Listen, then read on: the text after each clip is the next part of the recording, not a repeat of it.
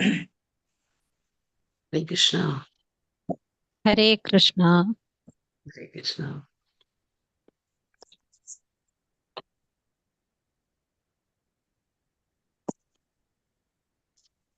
Screen കാണാൻ കഴിയുന്നുണ്ടോ?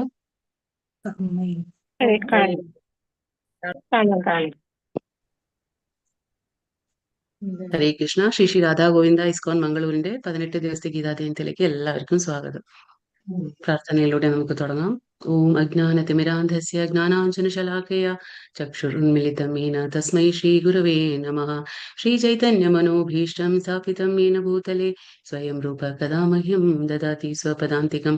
വന്ദേഹം ശ്രീഗുരോ ശ്രീയുതപദകമലം ശ്രീഗുരുन् വൈഷ്ണവാംശ്ച ശ്രീരൂപം സാഗ്രജാതം സഹഗണ രഘുനാഥാन्वितं तं सजीवं साद्वैतं सावधूतं परिजनसहितं कृष्णचैतन्यदेवं श्रीराधा कृष्णपादान् सगणा ललिता श्रीविशाखान्वितांश्च हे कृष्णा करुणा सिन्धो दीनबन्धो जगत्पते गोपेश गोपिकान्ता राधाकान्त नमोस्तुते तप्त काञ्चन गौराङ्गी राधे वृन्दावनेश्वरी वृषभानुसुते देवी प्रणमामि हरिप्रिये वाञ्छाकल्पतरुभ्यश्च कृपा सिन्धुभ्य एव च पतितानां पावनेभ्यो वैष्णवेभ्यो नमो नमः. नमो ओं विष्णुपादाय कृष्णपृष्ठाय भूतले श्रीमते भक्तिवेदान्त स्वामिन् इति नामिने नमस्ते सारस्वते देवे गौरवाणी प्रचारिणे निर्विशेष शून्यवादी पाश्चात्यदेशतारिणे जय श्री कृष्ण चैतन्य प्रभु नित्यानंद श्री अद्वैत गदाधरा श्रीवासादि गौर भक्तवृंद. हरे कृष्णा कृष्ण कृष्णा हरे हरे ഹരേ രാമ രാമ രാമ ഹരേ ഹരേ. ഹരേ കൃഷ്ണ. എല്ലാവർക്കും ഒരിക്കൽ കൂടി സ്വാഗതം. അധ്യായം 3 കർമ്മയോഗം. അപ്പൊ നമ്മൾ ഇന്നലെ അധ്യായത്തിൽ എന്താ പഠിച്ചേ? ഇന്നലെ അധ്യായത്തിൽ നമ്മൾ പഠിച്ചു രണ്ടാമത്തെ അധ്യായം, അതായത് ഗീതാ വിഷയ സംഗ്രഹം അല്ലെ. അതിൽ നമ്മൾ കർമ്മയോഗത്തിനെ കുറിച്ച് പഠിച്ചു, കുറച്ച് ജ്ഞാനയോഗത്തെ കുറിച്ച് പഠിച്ചു. പിന്നെ അവിടെ എന്തുണ്ടായിരുന്നു? അവിടെ ഭക്തിയോഗത്തിന്റെ കാര്യങ്ങളും ഉണ്ടായിരുന്നു. അപ്പൊ അവിടെ നമ്മൾ ഭഗവാൻ, അതായത് പരമസത്യത്തെ മനസ്സിലാക്കാവുന്ന ആ 3 രീതികൾ നമ്മൾ പഠിച്ചു അല്ലെ. ഘട്ടങ്ങൾ എന്ന് പറഞ്ഞു. അതെന്താണ്? ബ്രഹ്മൻ, പരമാത്മ, ഭഗവാൻ. ഈ 3 രീതികൾ നമ്മൾ എങ്ങനെയാണ് ഭഗവാനെ മനസ്സിലാക്കുന്നത് എന്ന് പഠിച്ചു അല്ലെ.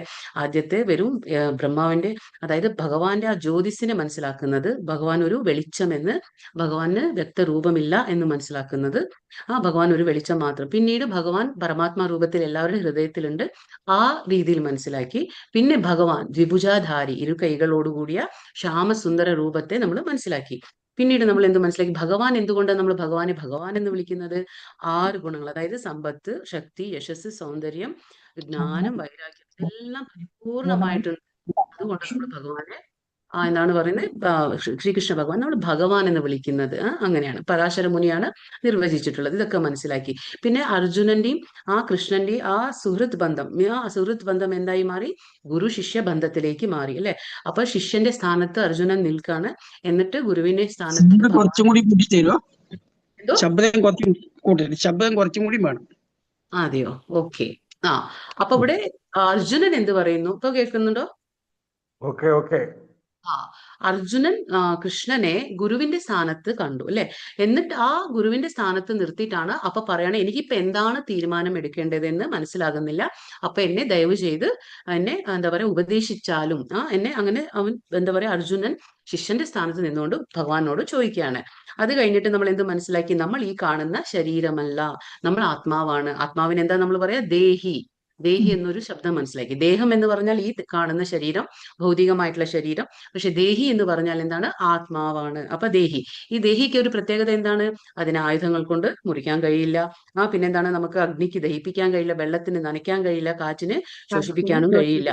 ഇതാണ് ആത്മാവിന്റെ പ്രത്യേകതകൾ, ആത്മാവിന്റെ ലക്ഷണങ്ങളൊക്കെ നമ്മൾ മനസ്സിലാക്കി അല്ലെ. ജനന മരണങ്ങളില്ല, ഭവിഷ്യകാലിൽ വർത്തമാനമില്ല, ഒന്നുമില്ല ആത്മാവിന്. അപ്പൊ ഇങ്ങനെയുള്ള അത് നാശമാവുന്നില്ല. അതായത് ഭൗതികമായിട്ടുള്ള ഈ ശരീരം നശിച്ചാലും ആത്മാവിന് നാശം സംഭവിക്കുന്നില്ല. അത് ശാശ്വതനാണ്, പുരാതനനാണ്, പ്രാചീനനാണ്. അതൊക്കെ നമ്മൾ മനസ്സിലാക്കി. പിന്നീട് എന്ത് മനസ്സിലാക്കി? ശരി, ഇപ്പൊ നമ്മൾ ആ 8 സ്റ്റേജിലുള്ള ആ വീഴ്ചയ്ക്ക് നമുക്ക് കാരണം എന്താ മനസ്സിലാക്കി അല്ലെ. ആദ്യത്തെ കാരണം എന്താണ്? നമ്മൾ ഇന്ദ്രിയ വിഷയങ്ങളെ കുറിച്ചുള്ള ആ ചിന്തിച്ച് അതിയായ ആസക്തി വരും. പിന്നെ അതുമൂലം കാമം ഉണ്ടാവും. കാമം എന്ന് പറഞ്ഞാൽ വേണം എന്നുള്ള ആ ഒരു അതിയായ ആഗ്രഹം. അത് കഴിഞ്ഞിട്ട് അത് കിട്ടാതെ വരുമ്പോ എന്താണ്? കാമം ക്രോധമായി മാറും. കാമത്തിൽ നിന്ന് ക്രോധം വരും, ക്രോധത്തിൽ നിന്ന് സമ്മോഹം, സമ്മോഹം പറഞ്ഞാൽ മോഹം വരും. ശരി തെറ്റ് മനസ്സിലാക്കാത്ത ഒരു അവസ്ഥ, പിന്നെ അതിൽ നിന്ന് ഓർമ്മപ്പിഴവ്, പിന്നെ ബുദ്ധിനാശം. ബുദ്ധി നശിച്ചു കഴിഞ്ഞാൽ സർവനാശത്തിലേക്ക് നമ്മൾ ചെന്ന് വീഴും. അങ്ങനെയാണ് അത് നമ്മൾ മനസ്സിലാക്കി അല്ലേ. അപ്പൊ ഇതൊക്കെയാണ് നമ്മൾ സ്ഥിതപ്രജ്ഞൻ മനസ്സിലാക്കി. എന്താണ് ആരാണ് സ്ഥിതപ്രജ്ഞൻ? അതായത് ഇന്ദ്രിയങ്ങളെ അവയുടെ വിഷയത്തിൽ ഇന്ദ്രിയങ്ങളെ നിന്ന് അവയുടെ വിഷയങ്ങളിൽ നിന്ന് നിയന്ത്രിക്കുന്നവനാണ് സ്ഥിതപ്രജ്ഞൻ. യെസ്, അതാണ്. അപ്പൊ ഇന്ദ്രിയങ്ങളെ അവയിൽ നിന്ന് അവയുടെ വിഷയങ്ങളിൽ നിന്ന് പിന്മാറ്റാൻ കഴിവുള്ളവനാണ് സ്ഥിതപ്രജ്ഞൻ. ഇത്രയും നമ്മൾ ഇന്നത്തെ അധ്യായത്തില് നമ്മൾ മനസ്സിലാക്കി. അപ്പൊ നമുക്ക് ഇന്നത്തെ അധ്യായം നോക്കാം, കർമ്മയോഗം. ഇപ്പൊ ഇവിടെ നിന്ന് എന്താ തുടങ്ങുക? ഇവിടെ ഇപ്പൊ എന്താണ്, അർജുനന് വീണ്ടും ഒരു സംശയം വരാണ്. അതായത് ഇന്നലെ ഭഗവാൻ പറഞ്ഞു എന്താ, കർമ്മണ്യവാധികാരസ്തി മാ ഫലേഷു കഥാചന. അതായത് നീ കർമ്മം മാത്രം ചെയ്യുക, കർമ്മത്തിന്റെ ഫലത്തിനെ കുറിച്ച് നീ ചിന്തിക്കേണ്ട. പറഞ്ഞില്ലേ, ലാഭമാണോ നഷ്ടമാണോ, ദുഃഖമാണോ സുഖമാണോ, സന്താപമാണോ സന്തുഷ്ടിയാണോ, ജയമാണോ തോൽവിയാണോ, ഇതൊന്നും നീ ചിന്തിക്കേണ്ട, നീ കർമ്മം മാത്രം ചെയ്യാൻ പറഞ്ഞു.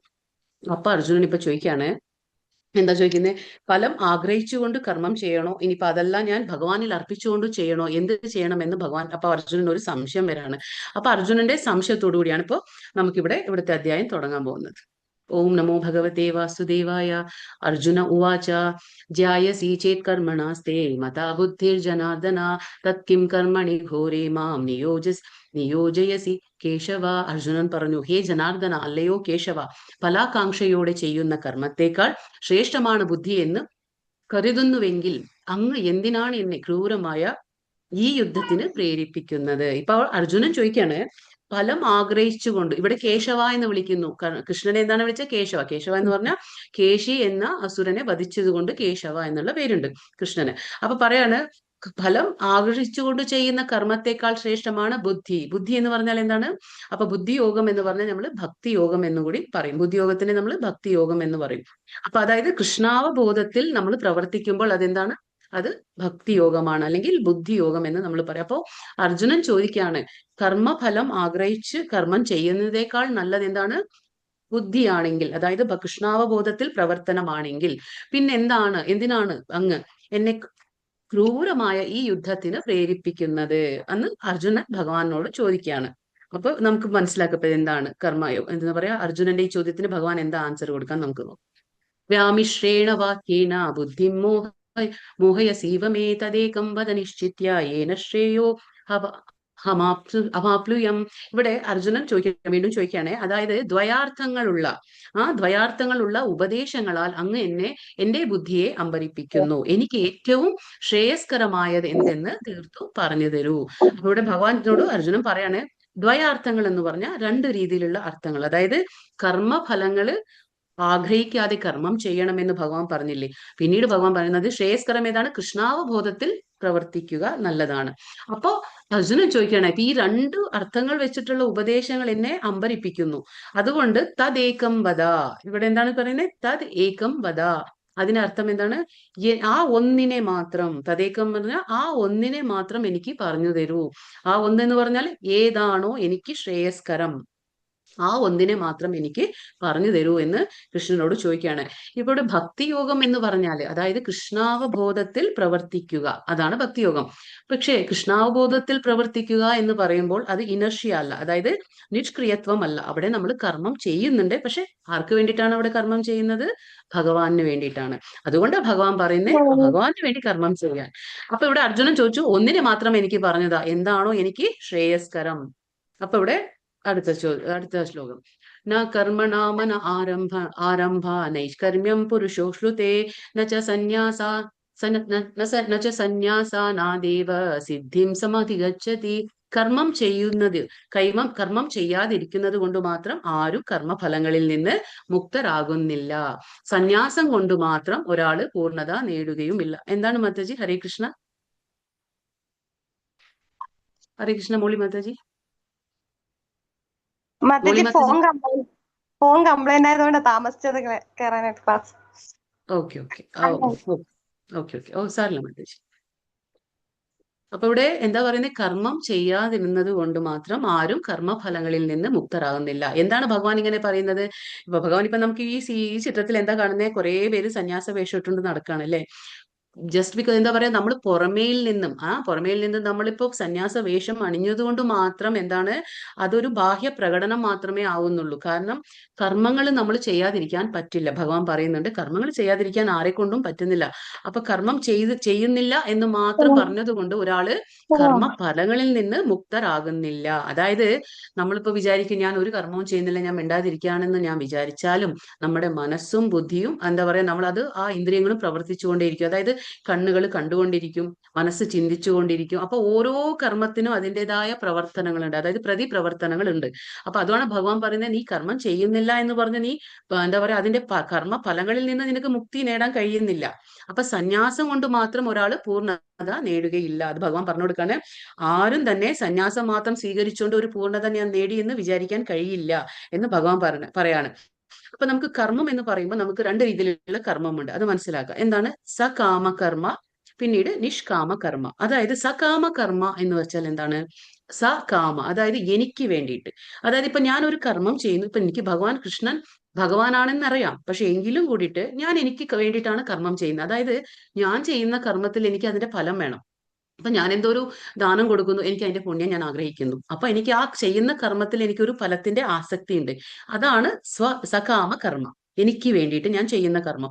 പിന്നീട് രണ്ടാമത്തേത് നിഷ്കാമ കർമ്മ. അതായത് നിഷ്കാമ, അവിടെ തന്നെ പേരിൽ തന്നെ ഉണ്ട് നിഷ്കാമ, അതായത് കാമമില്ലാത്ത കർമ്മം. അതായത് ഞാൻ കർമ്മം ചെയ്യുന്നുണ്ട്, പക്ഷെ അതിന്റെ ഫലം ഞാൻ ആഗ്രഹിക്കുന്നില്ല. ഓക്കെ, അത് ഞാൻ ഭഗവാന് കൊടുക്കാണ്.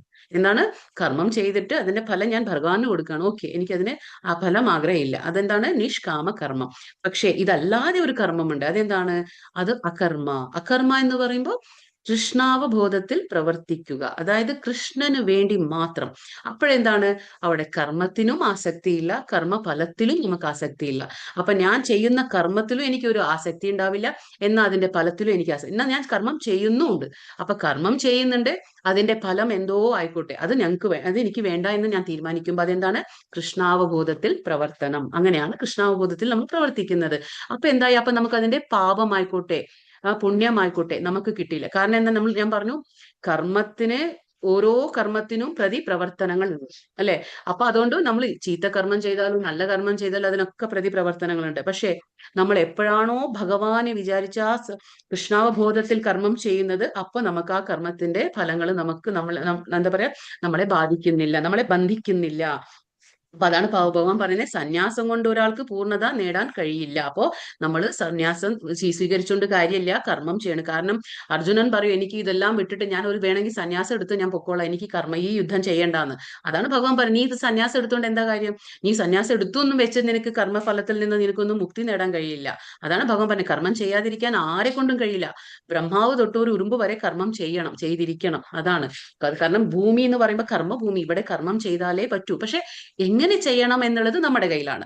സകാമ കർമ്മം ചെയ്യണോ, അത് എനിക്ക് വേണ്ടി ഫലത്തിന് വേണ്ടി ചെയ്യണോ, അതോ ഭഗവാന് സമർപ്പിച്ചുകൊണ്ട് കർമ്മവും ഫലവും എല്ലാം അങ്ങനെ ചെയ്യണോ, അതൊക്കെ നമ്മുടെ കയ്യിൽ. പിന്നെ ഇവിടെ 4 ആശ്രമങ്ങളുണ്ട്. അതായത് നമുക്ക് വേദങ്ങൾ തരുന്ന 4 ആശ്രമങ്ങളും 4 വർണ്ണങ്ങളും ഉണ്ട്. അപ്പൊ ആ 4 ആശ്രമങ്ങൾ ഏതൊക്കെയാണ്? ആദ്യത്തെ ആശ്രമം ബ്രഹ്മചര്യാശ്രമം, രണ്ടാമത്തെ ആശ്രമം ഗൃഹസ്ഥാശ്രമം, മൂന്നാമത് എന്താ പറയാ വാനപ്രസ്ഥാശ്രമം, നാലാമത്തേത് സന്യാസ ആശ്രമം. അപ്പൊ ഈ 4 ആശ്രമങ്ങളാണ്. എന്താണ്? ബ്രഹ്മചര്യ, ഗൃഹസ്ഥ, വാനപ്രസ്ഥ, സന്യാസ. അപ്പൊ ഓരോ ആശ്രമത്തിന് അതിൻ്റെതായ ഉത്തരവാദിത്തങ്ങളുണ്ട്, ഡ്യൂട്ടീസ് ഉണ്ട്, നിയത കർമ്മങ്ങളുണ്ട്, ചെയ്തേ മതിയാവുള്ളൂ. അപ്പൊ ബ്രഹ്മചര്യത്തിൽ എന്താണ്? പഠിക്കുന്ന കാലമാണ്. സ്റ്റുഡന്റ് ലൈഫ് എന്ന് നമ്മൾ പറയില്ലേ, അതാണ് ബ്രഹ്മചര്യം. നമ്മൾ പഠിക്കാണ്. എന്താണ്, നമ്മൾ ഈ ഭൂമിയിൽ വന്നു കഴിഞ്ഞ് നമ്മൾ എന്ത് ചെയ്യണം, എങ്ങനെ ചെയ്യണം, നമ്മൾ വേദാധ്യയനങ്ങൾ ചെയ്യുന്നുണ്ട്, നമ്മളൊരു മനുഷ്യ ജീവിയായി ജനിച്ചു കഴിഞ്ഞാൽ നമ്മൾ എങ്ങനെയാണ് ഇവിടെ ജീവിക്കേണ്ടത്, ഇതൊക്കെ നമ്മൾ മനസ്സിലാക്കുന്നത് ആ സ്റ്റുഡന്റ് ലൈഫ്, അത് ബ്രഹ്മചര്യ കാലം. അത് കഴിഞ്ഞിട്ട് നമ്മൾ വിവാഹ ജീവിതത്തിലേക്ക് കടക്കുന്നു. അപ്പൊ എന്താണ്? അത് ഗൃഹസ്ഥ, അതായത് വിവാഹം. വിവാഹത്തിലും നമുക്ക് ഉത്തരവാദിത്തങ്ങളുണ്ട് അല്ലെ. നമ്മളൊരു എന്താ പറയാ കുടുംബം നയിക്കുമ്പോൾ അത് എങ്ങനെ അവിടെ ഒരു ഉത്തരവാദിത്തപ്പെട്ട ജോലിയാണ്. അത് എങ്ങനെ കുടുംബത്തെ നമ്മൾ നയിക്കണം, അതും ഒരു എന്താ പറയാ ഉത്തരവാദിത്തപ്പെട്ട ജോലിയാണത്. അത് ഗൃഹസ്ഥാശ്രമം. അത് കഴിഞ്ഞിട്ട് വാനപ്രസ്ഥ റിട്ടയർഡ് ലൈഫ് എന്ന് നമ്മൾ പറയും. എല്ലാത്തിൽ നിന്നും നമ്മൾ ആ ഉത്തരവാദിത്തങ്ങളിൽ നിന്ന് നമ്മളൊന്ന് വിട്ടു നിൽക്കും. എല്ലാം കഴിഞ്ഞ് നമ്മൾ പരിപൂർണമായിട്ട് നിൽക്കും. അപ്പൊ ഓരോന്നും അതിൻ്റെതായ സ്റ്റേജിൽ നമ്മൾ വരണം. മനസ്സിലായോ? അപ്പൊ നമ്മളൊരു 100 വർഷമാണ് നമ്മുടെ കലിയുഗത്തിൽ ഓരോ വ്യക്തിയുടെ ആയുസ്സെങ്കിൽ 25 വർഷം എന്താ പറയാ സ്റ്റുഡന്റ് ലൈഫ്, അതായത് ബ്രഹ്മചര്യ, 25 വർഷം ഗൃഹസ്ഥാശ്രമ, പിന്നീട് 25 വാനപ്രസ്ഥ, പിന്നീട് 25 സന്യാസ. അങ്ങനെയാണ്. അങ്ങനെ വിചാരിച്ചാൽ അപ്പൊ അങ്ങനെ ആ 100 വർഷം എങ്ങനെയാണ് നമ്മൾ ഡിവൈഡ് ചെയ്യുക. പക്ഷേ ഇപ്പൊ എല്ലാം നമ്മൾ അത് ഫോളോ ചെയ്യുന്നില്ല കലിയുഗത്തില്, അൺഫോർച്ചുനേറ്റ്ലി. പക്ഷെ ഈ സന്യാസം, അതാണ് ഭഗവാൻ പറയുന്നത്, ഓരോ സ്റ്റേജ് ഉണ്ട്. പക്ഷെ ഭഗവാൻ പറയുന്നത് നേരിട്ട് നമുക്ക് സന്യാസത്തിലേക്ക് കടക്കാൻ പറ്റില്ല. അത് ജസ്റ്റ് എന്താവും, അത് ഒളിച്ചോട്ടം മാത്രമാണ്. നമ്മുടെ ഉത്തരവാദിത്വത്തിൽ നിന്ന് നമ്മൾ ഒളിച്ചോടുന്നതാണ്. നമ്മൾ ഒരു സിനിമയിലൊക്കെ നമ്മൾ കണ്ടിട്ടുണ്ട്. മലയാള സിനിമയിൽ ഒരു സിനിമയിലും കൂടി അങ്ങനെ ഉണ്ടല്ലേ. എന്താണ്, ആ വിവാഹ ജീവിതത്തിലേക്ക് എൻ്റർ ആവും. പക്ഷെ അതിന്റെ ഉത്തരവാദിത്തത്തിൽ നിന്ന് പേടിച്ചിട്ട് നമ്മൾ എന്ത് ചെയ്യും, എനിക്ക് ഈ കുടുംബ ബാധ്യത വേണ്ട, എനിക്ക് എല്ലാത്തിൽ നിന്നും ആ ഒളിച്ചോട്ടമാണ്. അപ്പൊ നമ്മൾ വേഗം സന്യാസ വേഷങ്ങൾ ഇട്ട് കഴിഞ്ഞാൽ നമ്മൾ വിചാരിക്കും ഞാൻ എല്ലാത്തിൽ നിന്നും ഫ്രീ ആയി. അല്ല. കാരണം എന്താന്ന് വെച്ചാൽ നമ്മൾ ആർട്ടിഫിഷ്യലി, അതായത് ബലപൂർവ്വം നമ്മൾ നിയന്ത്രിക്കാൻ പറ്റില്ല നമ്മുടെ ഇന്ദ്രിയങ്ങളെ. കാരണം എന്താന്ന് വെച്ചാൽ ഇന്ദ്രിയങ്ങൾ എപ്പോഴും പ്രവർത്തിച്ചുകൊണ്ടേയിരിക്കും. അതിനെ വെറുതെ ഇരുത്താൻ നമ്മളെ കൊണ്ട് കഴിയില്ല. അതിന് എന്തെങ്കിലും ഉന്നതമായ രുചി കൊടുത്താൽ മാത്രമേ ഇന്ദ്രിയങ്ങൾക്ക് ഒരു നിയന്ത്രണം വരുള്ളൂ. അല്ലാതെ നമ്മളിപ്പോ വരും സന്യാസ വേഷം അണിഞ്ഞതുകൊണ്ട് മാത്രം നമ്മളെ കൊണ്ട് കർമ്മത്തിൽ നിന്ന് പിന്മാറാൻ കഴിയില്ല. അതാണ് ഭഗവാൻ പറഞ്ഞു കൊടുക്കുകയാണ്. വെറും സന്യാസം കൊണ്ട് പൂർണ്ണത ഒരാൾക്കും നേടാൻ കഴിയില്ല. അപ്പൊ അത് നമുക്കൊരു എന്താ പറയാ ബാഹ്യമായ ഒരു പ്രകടനം മാത്രമായി തീരും. ഇവിടെ 9ാം ശ്ലോകത്തില് യജ്ഞാഥാത് കർമ്മണോന്യത്ര ലോകോയം കർമ്മ ബന്ധനഃ തദർത്ഥം കർമ്മ കൗന്തേയ മുക്തസംഗ സമാചര. കർമ്മം വിഷ്ണുവിനായുള്ള യജ്ഞം എന്ന നിലയിൽ അനുഷ്ഠിക്കേണ്ടതാണ്. അല്ലെങ്കിൽ അത് മനുഷ്യനെ ഭൗതിക ലോകത്തോട് കൂടുതൽ ബന്ധിക്കുകയേ ഉള്ളൂ. കുന്തിപുത്ര, നിന്റെ നിർദ്ദിഷ്ട കർമ്മങ്ങളെ ഭഗവാന്റെ സംതൃപ്തിക്കായി നിർവഹിക്കൂ. അങ്ങനെ ചെയ്താൽ നിനക്ക് എന്താണ് എന്നെന്നും ബന്ധമുക്തനായിരിക്കാം. അപ്പൊ ഇവിടെ ഭഗവാൻ പറഞ്ഞു കൊടുക്കുകയാണ് എങ്ങനെ ചെയ്യണം നമ്മൾ കർമ്മം. ഭഗവാൻ പറഞ്ഞു കൊടുക്കുകയാണ്, അതായത് കർമ്മം വിഷ്ണുവിനായുള്ള യജ്ഞം എന്ന രീതിയിൽ. അപ്പൊ യജ്ഞദേവത ആരാണ്? വിഷ്ണുവാണ് യജ്ഞദേവത. അപ്പൊ വിഷ്ണുവിനെ നമ്മൾ യജ്ഞദേവത എന്ന് വിളിക്കും. അപ്പൊ വിഷ്ണുവിനായിട്ടുള്ള കർമ്മം യജ്ഞം എന്ന നിലയിൽ നീ അനുഷ്ഠിക്കണം. ഞാൻ ചെയ്യുന്ന ഓരോ കർമ്മങ്ങളും അത് ഭഗവാന് സമർപ്പിച്ച് ചെയ്യുമ്പോൾ അതിൽ നിന്ന് നീ ബന്ധിക്കപ്പെടുന്നില്ല. അതായത് അപ്പൊ നീ ബന്ധമുക്തനാവുകയാണ്. അല്ലെങ്കിൽ എന്താണ്, അന്യത്ര ലോകോയം കർമ്മ ബന്ധനഃ, അല്ലെങ്കിൽ നീ ആ കർമ്മത്തിൽ ബന്ധിക്കപ്പെടുകയാണ്. നമ്മൾ വിചാരിക്കും ഞാൻ ഒരു ചീത്ത കർമ്മം ചെയ്യുമ്പോൾ മാത്രമാണല്ലോ ഞാൻ ബന്ധിക്കപ്പെടുന്നത് എന്ന്. അങ്ങനെയല്ല. ചീത്ത കർമ്മം മാത്രം ചെയ്യുമ്പോഴല്ല, നമ്മൾ നല്ല കർമ്മം ചെയ്യുമ്പോഴും ബന്ധിക്കപ്പെടാണ്. കാരണം എന്താണെന്നറിയോ, ഇപ്പൊ നമ്മൾ നല്ല കർമ്മം ചെയ്യുമ്പോൾ അതിന്റെ പുണ്യഫലങ്ങൾ ഉണ്ടാവും. ആ പുണ്യഫലങ്ങൾ അനുഭവിക്കാൻ നമ്മൾ വീണ്ടും വീണ്ടും ജനിച്ചു വരണം. വീണ്ടും വീണ്ടും ഈ ഭൂമിയിലേക്ക് നമ്മൾ ജനിച്ചു വരണം. അപ്പൊ എന്താ, വീണ്ടും നമ്മൾ ബന്ധിക്കപ്പെടുകയല്ലേ ചെയ്യണേ. അതാണ് ഭഗവാൻ പറഞ്ഞത്. നേരം മറിച്ച് നമ്മള് അത് പുണ്യമായിക്കോട്ടെ പാപമായിക്കോട്ടെ എന്തോ ആയിക്കോട്ടെ നമുക്കൊന്നും അറിയണ്ട. നമ്മൾ കർമ്മം മാത്രം ചെയ്യുക, ഭഗവാന് യജ്ഞം എന്ന പോലെ സമർപ്പിക്കുക. അപ്പൊ എന്താണ്, അതിന്റെ യാതൊരു കർമ്മഫലവും നമ്മളെ ബന്ധിക്കുന്നില്ല. അങ്ങനെയാണ് ഭഗവാൻ പറഞ്ഞത്. അപ്പൊ ഭഗവാന്റെ സംതൃപ്തിക്ക് വേണ്ടിയിട്ട് നമ്മൾ കർമ്മം ചെയ്യണം. അങ്ങനെ ചെയ്താൽ എന്താണ്, നിനക്ക് എന്നെന്നും ബന്ധമുക്തനായിരിക്കാൻ കഴിയുമെന്ന് ഭഗവാൻ പറഞ്ഞു കൊടുക്കുകയാണ്. 13. ഇത് വളരെയധികം ഇമ്പോർട്ടന്റ് ആയിട്ടുള്ള ഒരു ശ്ലോകമാണ്. ഇത് ഇവിടെ പ്രസാദത്തിന്റെ മഹിമയെക്കുറിച്ച് മഹത്വത്തെക്കുറിച്ച് പറയുന്ന ഒരു ശ്ലോകമാണ്. എന്തുകൊണ്ട് നമ്മൾ പ്രസാദം കഴിക്കണം ഭഗവാന്റെ.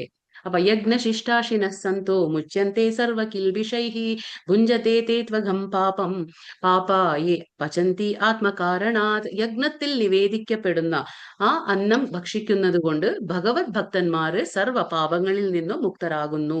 സ്വയം ആസ്വദിക്കാൻ വേണ്ടി മാത്രം ഭക്ഷണം ഉണ്ടാക്കുന്നവർ പാപത്തെയാണ് ഭുജിക്കുന്നത്. ഇവിടെ എന്താണ് മനസ്സിലായത്, നമ്മൾ ഇന്നേ വരെ അറിയാത്തൊരു കാര്യമല്ലേ അല്ലെ.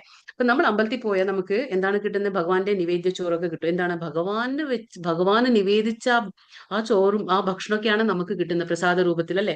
അത് കഴിക്കുമ്പോ എന്താ സംഭവിക്കുന്നത്, ഇവിടെ ഭഗവാൻ പറയുന്നു, അങ്ങനെ ഭക്ഷണം നമ്മൾ നിവേദിക്കപ്പെടുന്ന ഭക്ഷണം നമ്മൾ കഴിച്ചാൽ എന്താണ്, നമ്മൾ സർവ്വ പാപങ്ങളിൽ നിന്നും മുക്തരാകുന്നു. അല്ലെങ്കിൽ എന്താണ് നമ്മൾ ചെയ്യുന്നത്, നമ്മൾ അങ്ങനെ ചെയ്തില്ലെങ്കിൽ സ്വയം ആസ്വദിക്കാൻ, ഞാൻ പാകം ചെയ്യുന്നു അത് ഞാൻ ആസ്വദിക്കാൻ വേണ്ടിയിട്ട് എന്ന് പറഞ്ഞ് ഞാൻ കഴിക്കുമ്പോൾ അത് സ്വയം ആസ്വദിക്കാൻ വേണ്ടി കഴിച്ചാൽ എന്താണ്, ആ ഭക്ഷണം ഉണ്ടാക്കി കഴിഞ്ഞാൽ അത് പാപമാണ് നമ്മൾ ഭുജിക്കുന്നത്. അപ്പൊ ഇവിടെ എന്താ പറയുന്നത് വെച്ചാല് ആരാണ് ഭഗവാൻ പറയുന്നത്? ഭഗവത് ഭക്തന്മാര്. കാരണം ഭഗവത് ഭക്തന്മാർക്ക് അറിയാം എന്താന്ന് വെച്ചാല് നമ്മൾ ഓരോ ദിവസം ഇപ്പൊ നമ്മൾ കാലത്ത് ഭക്ഷണം ഉണ്ടാക്കുന്നു, ഉച്ചയ്ക്ക് ഭക്ഷണം ഉണ്ടാക്കുന്നു, വൈകിട്ടും ഭക്ഷണം ഉണ്ടാക്കും. പക്ഷെ നമ്മൾ എങ്ങനെ ഉണ്ടാക്കുന്നത്? അത് നമ്മുടെ ഇഷ്ടത്തിന് വേണ്ടിയിട്ട് അല്ലെ. നമ്മൾ പച്ചക്കറി കൊണ്ടുവരുന്നു, പുറത്തു പോയി സാധനങ്ങളൊക്കെ വാങ്ങിച്ചു വന്ന് വീട്ടിൽ നമുക്ക് വേണ്ടിയിട്ട് അല്ലെങ്കിൽ നമ്മുടെ കുടുംബാംഗങ്ങൾക്ക് വേണ്ടിയിട്ട് അവർക്ക് എന്താണോ ഇഷ്ടം അല്ലെങ്കിൽ എനിക്ക് എന്താണോ ഇഷ്ടം അതാണ് നമ്മൾ ഉണ്ടാക്കുന്നത്. അങ്ങനെ ഉണ്ടാക്കി എന്താണ് നമ്മൾ ഭഗവാനെ ഓർക്ക പോലും ഇല്ല. പക്ഷെ നമ്മൾ നമ്മുടെ ആത്മസംതൃപ്തിക്ക് വേണ്ടിയിട്ട് നമ്മൾ ആ ഭക്ഷണം പാകം ചെയ്ത് നമ്മൾ കഴിക്കുകയാണ്, നമ്മൾ ആസ്വദിക്കുകയാണ്. അവിടെ ഭഗവാന്റെ ഒരു എന്താ പറയാ ആ സാന്നിധ്യം ഇല്ല അവിടെ. നമ്മൾ മാത്രം നമുക്ക് വേണ്ടി നമ്മൾ കഴിക്കുകയാണ്. അപ്പൊ എന്താ ഭഗവാൻ പറയുന്നത്? അവരെന്താണ് ചെയ്യുന്നത്? അവർ പാപത്തെയാണ് ഭുജിക്കുന്നത്. അതെന്തുകൊണ്ട് പാപമാകുന്നു? ഇപ്പൊ നമുക്ക് ആലോചിക്കാം എന്തുകൊണ്ട് പാപം എന്ന് പറയുന്നു ഭഗവാൻ. അതായത് ഇപ്പൊ നമ്മളിപ്പോ ഈ വീട്ടിലിരുന്ന് നമ്മളൊരു സാധനം ഇപ്പൊ നമുക്കൊരു അരി ഭക്ഷണം ആയിക്കോട്ടെ എന്തോ നമ്മുടെ കയ്യിലുണ്ടെങ്കിൽ അത് എവിടെ നിന്നാണ് വരുന്നത്? അത് കൃഷി സ്ഥലത്ത് അല്ലെ എന്താ പറയാ കർഷകന്മാര് അവര് കൃഷി ചെയ്ത് അവിടുന്ന് ഹോൾസെയിൽ മാർക്കറ്റിൽ വരും, അവിടുന്ന് റീറ്റെയിൽ മാർക്കറ്റിൽ വരും. എന്നിട്ട് നമ്മൾ പോയി ഷോപ്പിൽ നിന്ന് നമ്മൾ പച്ചക്കറി പഴങ്ങളും എല്ലാം നമ്മൾ ഭക്ഷ്യ സാധനങ്ങൾ വീട്ടിൽ കൊണ്ടുവരുന്നു. പക്ഷെ ഇങ്ങനെ ചെയ്യുന്ന സമയത്ത് എന്താണ്? ആ സാധനങ്ങളിലെല്ലാം പാപം ഉണ്ടാവുകയാണ്. പാപം എങ്ങനെ ഉണ്ടാവുന്ന വെച്ചാൽ നമുക്കറിയാം ഇന്ന് ഒരുപാട് കർഷകന്മാര് ആത്മഹത്യ ചെയ്യുന്നു അല്ലെ. അവരതൊക്കെ ചെയ്യുമ്പോൾ അവർക്ക് ആ ചെയ്യുന്ന അവരുടെ കാര്യങ്ങൾക്ക് ശരിയായ വില കിട്ടുന്നില്ല എന്നും പറഞ്ഞു അല്ലെ കടബാധ്യത കൊണ്ട് അവർ ആത്മഹത്യ ചെയ്യുന്നു. അപ്പൊ ഇങ്ങനെയൊക്കെ ആത്മഹത്യ ചെയ്ത് ഒരുപാട് ദുഃഖത്തിന്റെ കണ്ണീരിന്റെ കഥകൾ ഉണ്ടാവും അതിന്റെ പുറകെ അല്ലെ. എന്തെല്ലാം വിഷമങ്ങൾ ഉണ്ടാവും. ഓരോരുത്തരുടെ വിഷമങ്ങൾ അത് കൈമാറി കൈമാറി കൈമാറി നമ്മുടെ വീട്ടിലേക്ക് ആ സാധനം ഭക്ഷ്യ സാധനം വീട്ടിലേക്ക് എത്തുമ്പോൾ അത് ഒരുപാട് പാപത്തെ ശേഖരിച്ചു വെച്ചിട്ടുണ്ടാവും. ഏത് അരി ആയിക്കോട്ടെ, പരിപ്പായിക്കോട്ടെ, എന്തോ പഴങ്ങളായിക്കോട്ടെ, പച്ചക്കറികളായിക്കോട്ടെ, ഒരുപാട് പാപം അത് അക്യുമുലേറ്റ് ചെയ്യും, അതായത് ശേഖരിച്ചു വെക്കും. എന്നിട്ട് നമ്മൾ അത് നേരെ കൊണ്ടുപോയി അടുക്കളയിൽ ഭക്ഷണം പാകം ചെയ്ത് നമ്മൾ തന്നെ കഴിക്കുകയാണ്. അപ്പൊ എന്താണ്? നമ്മൾ പാപമാണ് കഴിക്കുന്നത്. ഭഗവാൻ പറയാണ് പാപമാണ് നിങ്ങൾ കഴിക്കുന്നത്. അപ്പൊ എന്ത് ചെയ്യണം നമ്മള്? അപ്പൊ നമ്മൾ എന്താ ചെയ്യേണ്ടത്? നമുക്കൊന്നും അറിയണ്ട. അപ്പൊ നമ്മൾ പാകം ചെയ്യുമ്പോൾ അത് ഭഗവാനെ ധ്യാനിച്ച് ഞാൻ ഭഗവാനെ സമർപ്പിക്കുകയാണെന്നും പറഞ്ഞ് അത് പാകം ചെയ്ത് ഭഗവാന്റെ മുന്നിൽ ഒന്ന് കൊണ്ടുപോയി വെച്ച് കുറച്ച് ഭക്ഷണം അവിടെ ഭഗവാനെ വെച്ച് പ്രാർത്ഥിച്ചു കഴിഞ്ഞ് കുറച്ച് നേരം കഴിഞ്ഞ് ആ ഭക്ഷണം എടുത്തിട്ട് നമ്മൾ ഉണ്ടാക്കിയ എല്ലാ ഭക്ഷണത്തിന്റെ കൂടെ മിക്സ് ചെയ്ത് നമ്മൾ കഴിക്കുമ്പോൾ അത് പ്രസാദമായി മാറി. അപ്പൊ എന്താണ്? അപ്പൊ ഭഗവാൻ അതാ പറയണേ, യജ്ഞത്തിൽ നിവേദിക്കപ്പെടുന്ന അന്നം ഭക്ഷിക്കുമ്പോൾ നമ്മൾ പാപമുക്തരാകുന്നു. അപ്പൊ ആ പാപം എന്തോ ഇരുന്നോട്ടെ, ആ അരി ഭക്ഷണത്തിലോ അല്ലെങ്കിൽ ആ പഴങ്ങളിലോ ആ പച്ചക്കറിയിലോ എന്ത് പാപം ഉണ്ടെങ്കിലും ഭഗവാൻ അത് സ്വീകരിക്കുകയാണ്.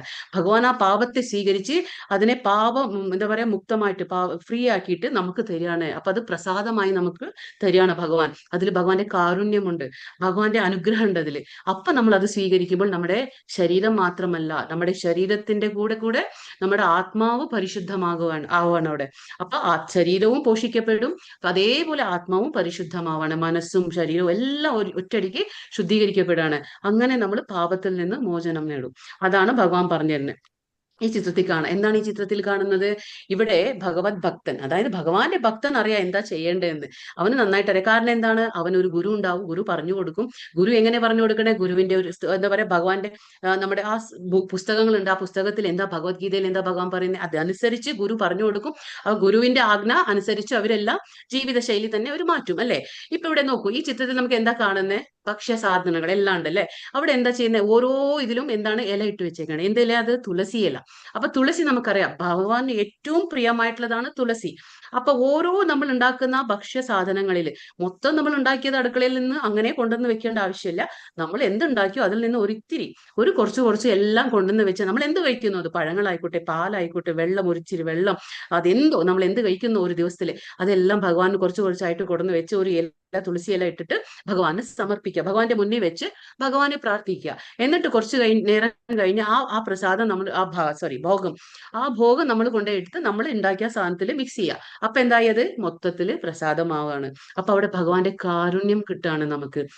നമ്മൾ ഭഗവാന്റെ മുന്നിൽ വെക്കുമ്പോൾ അതെന്താണ്? പ്രസാദമല്ല, അത് ഭോഗ എന്ന് പറയും. അത് ഭോഗാണ്, ജസ്റ്റ് ഭോഗ, നമ്മൾ ഉണ്ടാക്കിയ സാധനം. എന്നിട്ട് അത് ഭഗവാൻ കഴിച്ചു കഴിഞ്ഞിട്ട് നമുക്ക് തിരിച്ചു തരുമ്പോൾ അതെന്താണ്?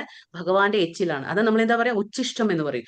ആ ഭഗവാന്റെ ഉച്ചിഷ്ടത്തിൽ ഒരുപാട് കാരുണ്യമുണ്ട്, ഒരുപാട് അനുഗ്രഹമുണ്ട്. അത് കഴിക്കുമ്പോൾ നമ്മുടെ ആത്മാവെല്ലാം പരിശുദ്ധപ്പെടുകയാണ്. അങ്ങനെയാണ് നമ്മുടെ ഇന്ദ്രിയങ്ങളെ നമുക്ക് നിയന്ത്രിക്കാൻ കഴിയൂ, അല്ലാതെ നമുക്ക് നിയന്ത്രിക്കാൻ കഴിയില്ല. ഇന്ദ്രിയത്തെ നിയന്ത്രിക്കണമെങ്കിൽ ഭഗവാന്റെ നാമം ഉച്ചരിക്കണം, ഹരിനാമം ജപം ഉണ്ടായിരിക്കണം, പിന്നെ പ്രസാദം കഴിച്ചിരിക്കണം. എങ്കിലേ നമുക്ക് പരിശുദ്ധത നമുക്ക് അനുഭവപ്പെടുള്ളൂ, അല്ലെങ്കിൽ പറ്റില്ല. അപ്പൊ ഇതൊക്കെ ഇങ്ങനെ ചെയ്യണത് എന്തുകൊണ്ടാണ്? നമ്മൾ ഭഗവാന്റെ ആ പ്രീതി. ഇപ്പൊ നമുക്ക് ഒരു അച്ഛനുണ്ട്. അപ്പൊ അച്ഛൻ വന്ന് ആ അച്ഛന് മക്കളോട് എന്തായാലും സ്വാഭാവികമായിട്ടൊരു സ്നേഹം ഉണ്ടായിരിക്കും അല്ലെ. പുറത്തു പോയി അച്ഛൻ തിരിച്ചു വരുമ്പോ വീട്ടിലേക്ക് എന്താണ് കുട്ടികൾക്ക് എന്തെങ്കിലും ചോക്ലേറ്റ്സോ എന്തെങ്കിലുമൊക്കെ കയ്യിൽ നിന്ന് എടുത്തിട്ട് കയ്യിൽ കൊണ്ടുവരും. അത് മക്കൾക്ക് കൊടുക്കുന്ന എന്താണ് അച്ഛന് ഇഷ്ടമാണ് അല്ലെ. അച്ഛന്റെ മക്കളാണ്, അച്ഛൻ അറിയാം. അച്ഛൻ സ്വാഭാവികമായിട്ട് ആ സ്നേഹ പ്രകടനം ചെയ്യാണ്, അത് കൊടുക്കാണ്. അപ്പൊ മക്കളില് അപ്പൊ എല്ലാവരും എന്താണ് കിട്ടിയ വശം എല്ലാവരും കഴിക്കുകയാണ്. അച്ഛൻ തന്നു, അതിനിപ്പോ എന്താ, അത് അച്ഛന്റെ ഡ്യൂട്ടി അല്ലേ. മക്കൾക്ക് സ്നേഹിക്കണം, മക്കളെ സ്നേഹിക്കണം, മക്കൾക്ക് തരുന്ന അച്ഛന്റെ കടമ എന്ന നിലയ്ക്ക് ഇപ്പൊ മക്കളത് സ്വയം എടുത്ത് എല്ലാം കഴിച്ചു കഴിഞ്ഞാല് അവിടെ ഒരു സ്നേഹത്തിന്റെ പ്രകടനം ഇല്ല. നേരം മറിച്ച് ഒരു കുഞ്ഞതിലെ ആ അച്ഛൻ തന്നതിലെ ഒരു ഇത്തിരി പൊട്ടിച്ച് അച്ഛന്റെ വായിൽ കൊടുക്കാണ്. അപ്പൊ എന്താണ് അത്, ആ സ്നേഹത്തിന്റെ പ്രതികരണം അവിടെ ഉണ്ടാവണം. എന്താന്ന് പറയുന്നത്, അപ്പൊ അച്ഛന് വേണ്ട, അച്ഛൻ തന്നെ കൊണ്ടുതന്ന് കൊടുത്തതാണ്, പക്ഷെ അച്ഛൻ ആവശ്യമില്ല. പക്ഷെ എങ്കിലും കുഞ്ഞ് അച്ഛൻ കൊണ്ടു തന്നെങ്കിലും അച്ഛൻ ഒരു വായ കൊടുക്കാന്നും പറഞ്ഞു കൊടുക്കുമ്പോ എന്താണ്, ആ അച്ഛന് ഒരുപാട് ഇഷ്ടം തോന്നാണ് ആ കുഞ്ഞിനോട് അല്ലെ.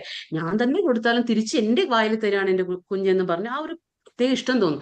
സെയിം തന്നെ ഭഗവാനും തോന്നാം. അതായത് ഈ നമ്മൾ കാണുന്നതെല്ലാം എവിടുന്നാ വന്നിട്ടുള്ളത്, ഭഗവാൻ തന്നിട്ടുള്ളതാണ്. ആ ഭഗവാൻ നമുക്കെല്ലാം തന്നിട്ട് നമ്മൾ സ്വന്തം കാര്യങ്ങൾ നമ്മുടെ മാത്രം ആഗ്രഹത്തിന് നമ്മൾ ഭക്ഷണം കഴിക്കുകയാണെന്ന് വെച്ചാല് അവിടെ ഭഗവാനെ നമ്മൾ ഓർക്കുന്നില്ല. നേരെ മറിച്ച് ഭഗവാൻ എല്ലാം നമുക്ക് തന്നിട്ടുണ്ട്. എങ്കിലും നമ്മൾ അതൊക്കെ എന്ത് ചെയ്യണു, അതെല്ലാം പാകം ചെയ്ത് ഭഗവാനെ തന്നെ കൊണ്ടുപോയി വെക്കുന്നു. ഭഗവാൻ ഒന്നിന്റെ ആവശ്യമില്ല. ഭഗവാനെ നമ്മൾ ആത്മാരാമ എന്നാ വിളിക്കുക. ആത്മാരാമ എന്ന് പറഞ്ഞാല് സ്വയം സംതൃപ്തനാണ് അവന് ഒന്നിന്റെയും ആവശ്യമില്ല. പക്ഷേ നമ്മൾ സ്നേഹത്തോടെ, അതായത് നമ്മൾ സ്നേഹം കൊണ്ടാണ് കൊണ്ടുപോയി വെക്കുന്നത് ഭഗവാന്റെ അടുത്ത്. ഭഗവാനെ സ്വീകരിക്കുമെന്നും പറഞ്ഞു. അപ്പൊ അത് ഭഗവാൻ സ്വീകരിക്കും. അപ്പൊ എന്താണ് നമ്മൾ പറയണേ, ത്വദീയ വസ്തു ഗോവിന്ദ തുഭ്യമേവ സമർപ്പയേ, അതായത് നീ തന്നതാണ് എല്ലാം, എന്നിട്ടും ഞാൻ നിനക്ക് തന്നെ സമർപ്പിക്കുകയാണ് എല്ലാം എന്ന് പറഞ്ഞു കൊടുക്കുമ്പോ ഭഗവാൻ പോയി. എത്ര ആളുണ്ട് നോക്കിയത് എവിടെ? ഹരേ കൃഷ്ണ. മ്യൂട്ട് ചെയ്യൂ മാതാജി. അപ്പോ അത് എന്താണ്, അപ്പൊ നമ്മൾ അങ്ങനെ കൊടുക്കുമ്പോ എന്താ സംഭവിക്കണേ, അപ്പൊ അവിടെ ആ ഭഗവാനോടുള്ള സ്നേഹം കാണിക്കല്. അപ്പൊ നമുക്കൊരു അവസരം തരാണ് ഭഗവാനോട് എങ്ങനെയാണ് സ്നേഹം കാണിക്കേണ്ടതെന്ന് ഭഗവാൻ നമുക്കൊരു അവസരം തരാണ്. ആ അവസരം നമ്മൾ പാഴാക്കി കളയരുത്, അത് നമ്മൾ അങ്ങനെ ഉപയോഗിക്കണം. അത് അപ്പൊ നമ്മൾ എന്താണ്, നമ്മുടെ ആത്മാവെല്ലാം ശുദ്ധീകരിക്കപ്പെടുകയാണ്. ഹരേ കൃഷ്ണ. നമുക്ക് ഇനി അടുത്തത് നോക്കാം. അന്നാദ് ഭവതി ഭൂതാനി പർജന്യാദന്ന സംഭവഃ യജ്ഞാദ് ഭവതി പർജന്യോ യജ്ഞഃ കർമ്മ സമുദ്ഭവഃ. എല്ലാ ജീവജാലങ്ങളും ധാന്യങ്ങൾ കൊണ്ട് ജീവിക്കുന്നു, അതാകട്ടെ മഴ മൂലം ഉണ്ടാകുന്നു. മഴ യജ്ഞത്തിൽ നിന്നുണ്ടാകുന്നു, യജ്ഞങ്ങൾ വിധി പ്രകാരമുള്ള കർമ്മങ്ങളിൽ നിന്നും. അപ്പൊ ഇതൊരു സൈക്കിൾ പറഞ്ഞുതരാണ് ഇവിടെ. എന്താണത്, അത് വിധി പ്രകാരമുള്ള. അപ്പൊ നമ്മൾ എന്താണ്, എല്ലാ ജീവജാലങ്ങളും, നമ്മൾ മനുഷ്യന്മാർ മാത്രമല്ല എല്ലാവരും എങ്ങനെയാണ് നമ്മൾ ജീവിക്കുന്നത്, നമുക്ക് ധാന്യങ്ങൾ വേണം അല്ലെ, നമുക്ക് ഭക്ഷ്യ സാധനങ്ങൾ വേണം. അങ്ങനെ ധാന്യങ്ങൾ കൊണ്ടാണ് നമ്മൾ ജീവിക്കുന്നത്. അതാകട്ടെ അത് എവിടുന്നാ കിട്ടുന്നത്, ഈ ധാന്യങ്ങളൊക്കെ എങ്ങനെയാ കിട്ടുന്നത്, ഇത് മഴ മൂലം അല്ലെ. മഴ വേണ്ടേ അല്ലെ, മഴ ഇല്ലെങ്കിൽ എന്തെങ്കിലും ഉണ്ടാക്കാൻ പറ്റുമോ, ഇല്ല. അപ്പൊ മഴയെ നമ്മൾ ആശ്രയിച്ചിരിക്കുകയാണ്. അപ്പൊ മഴ മൂലം കിട്ടുന്നതാണ് ഈ ധാന്യങ്ങൾ.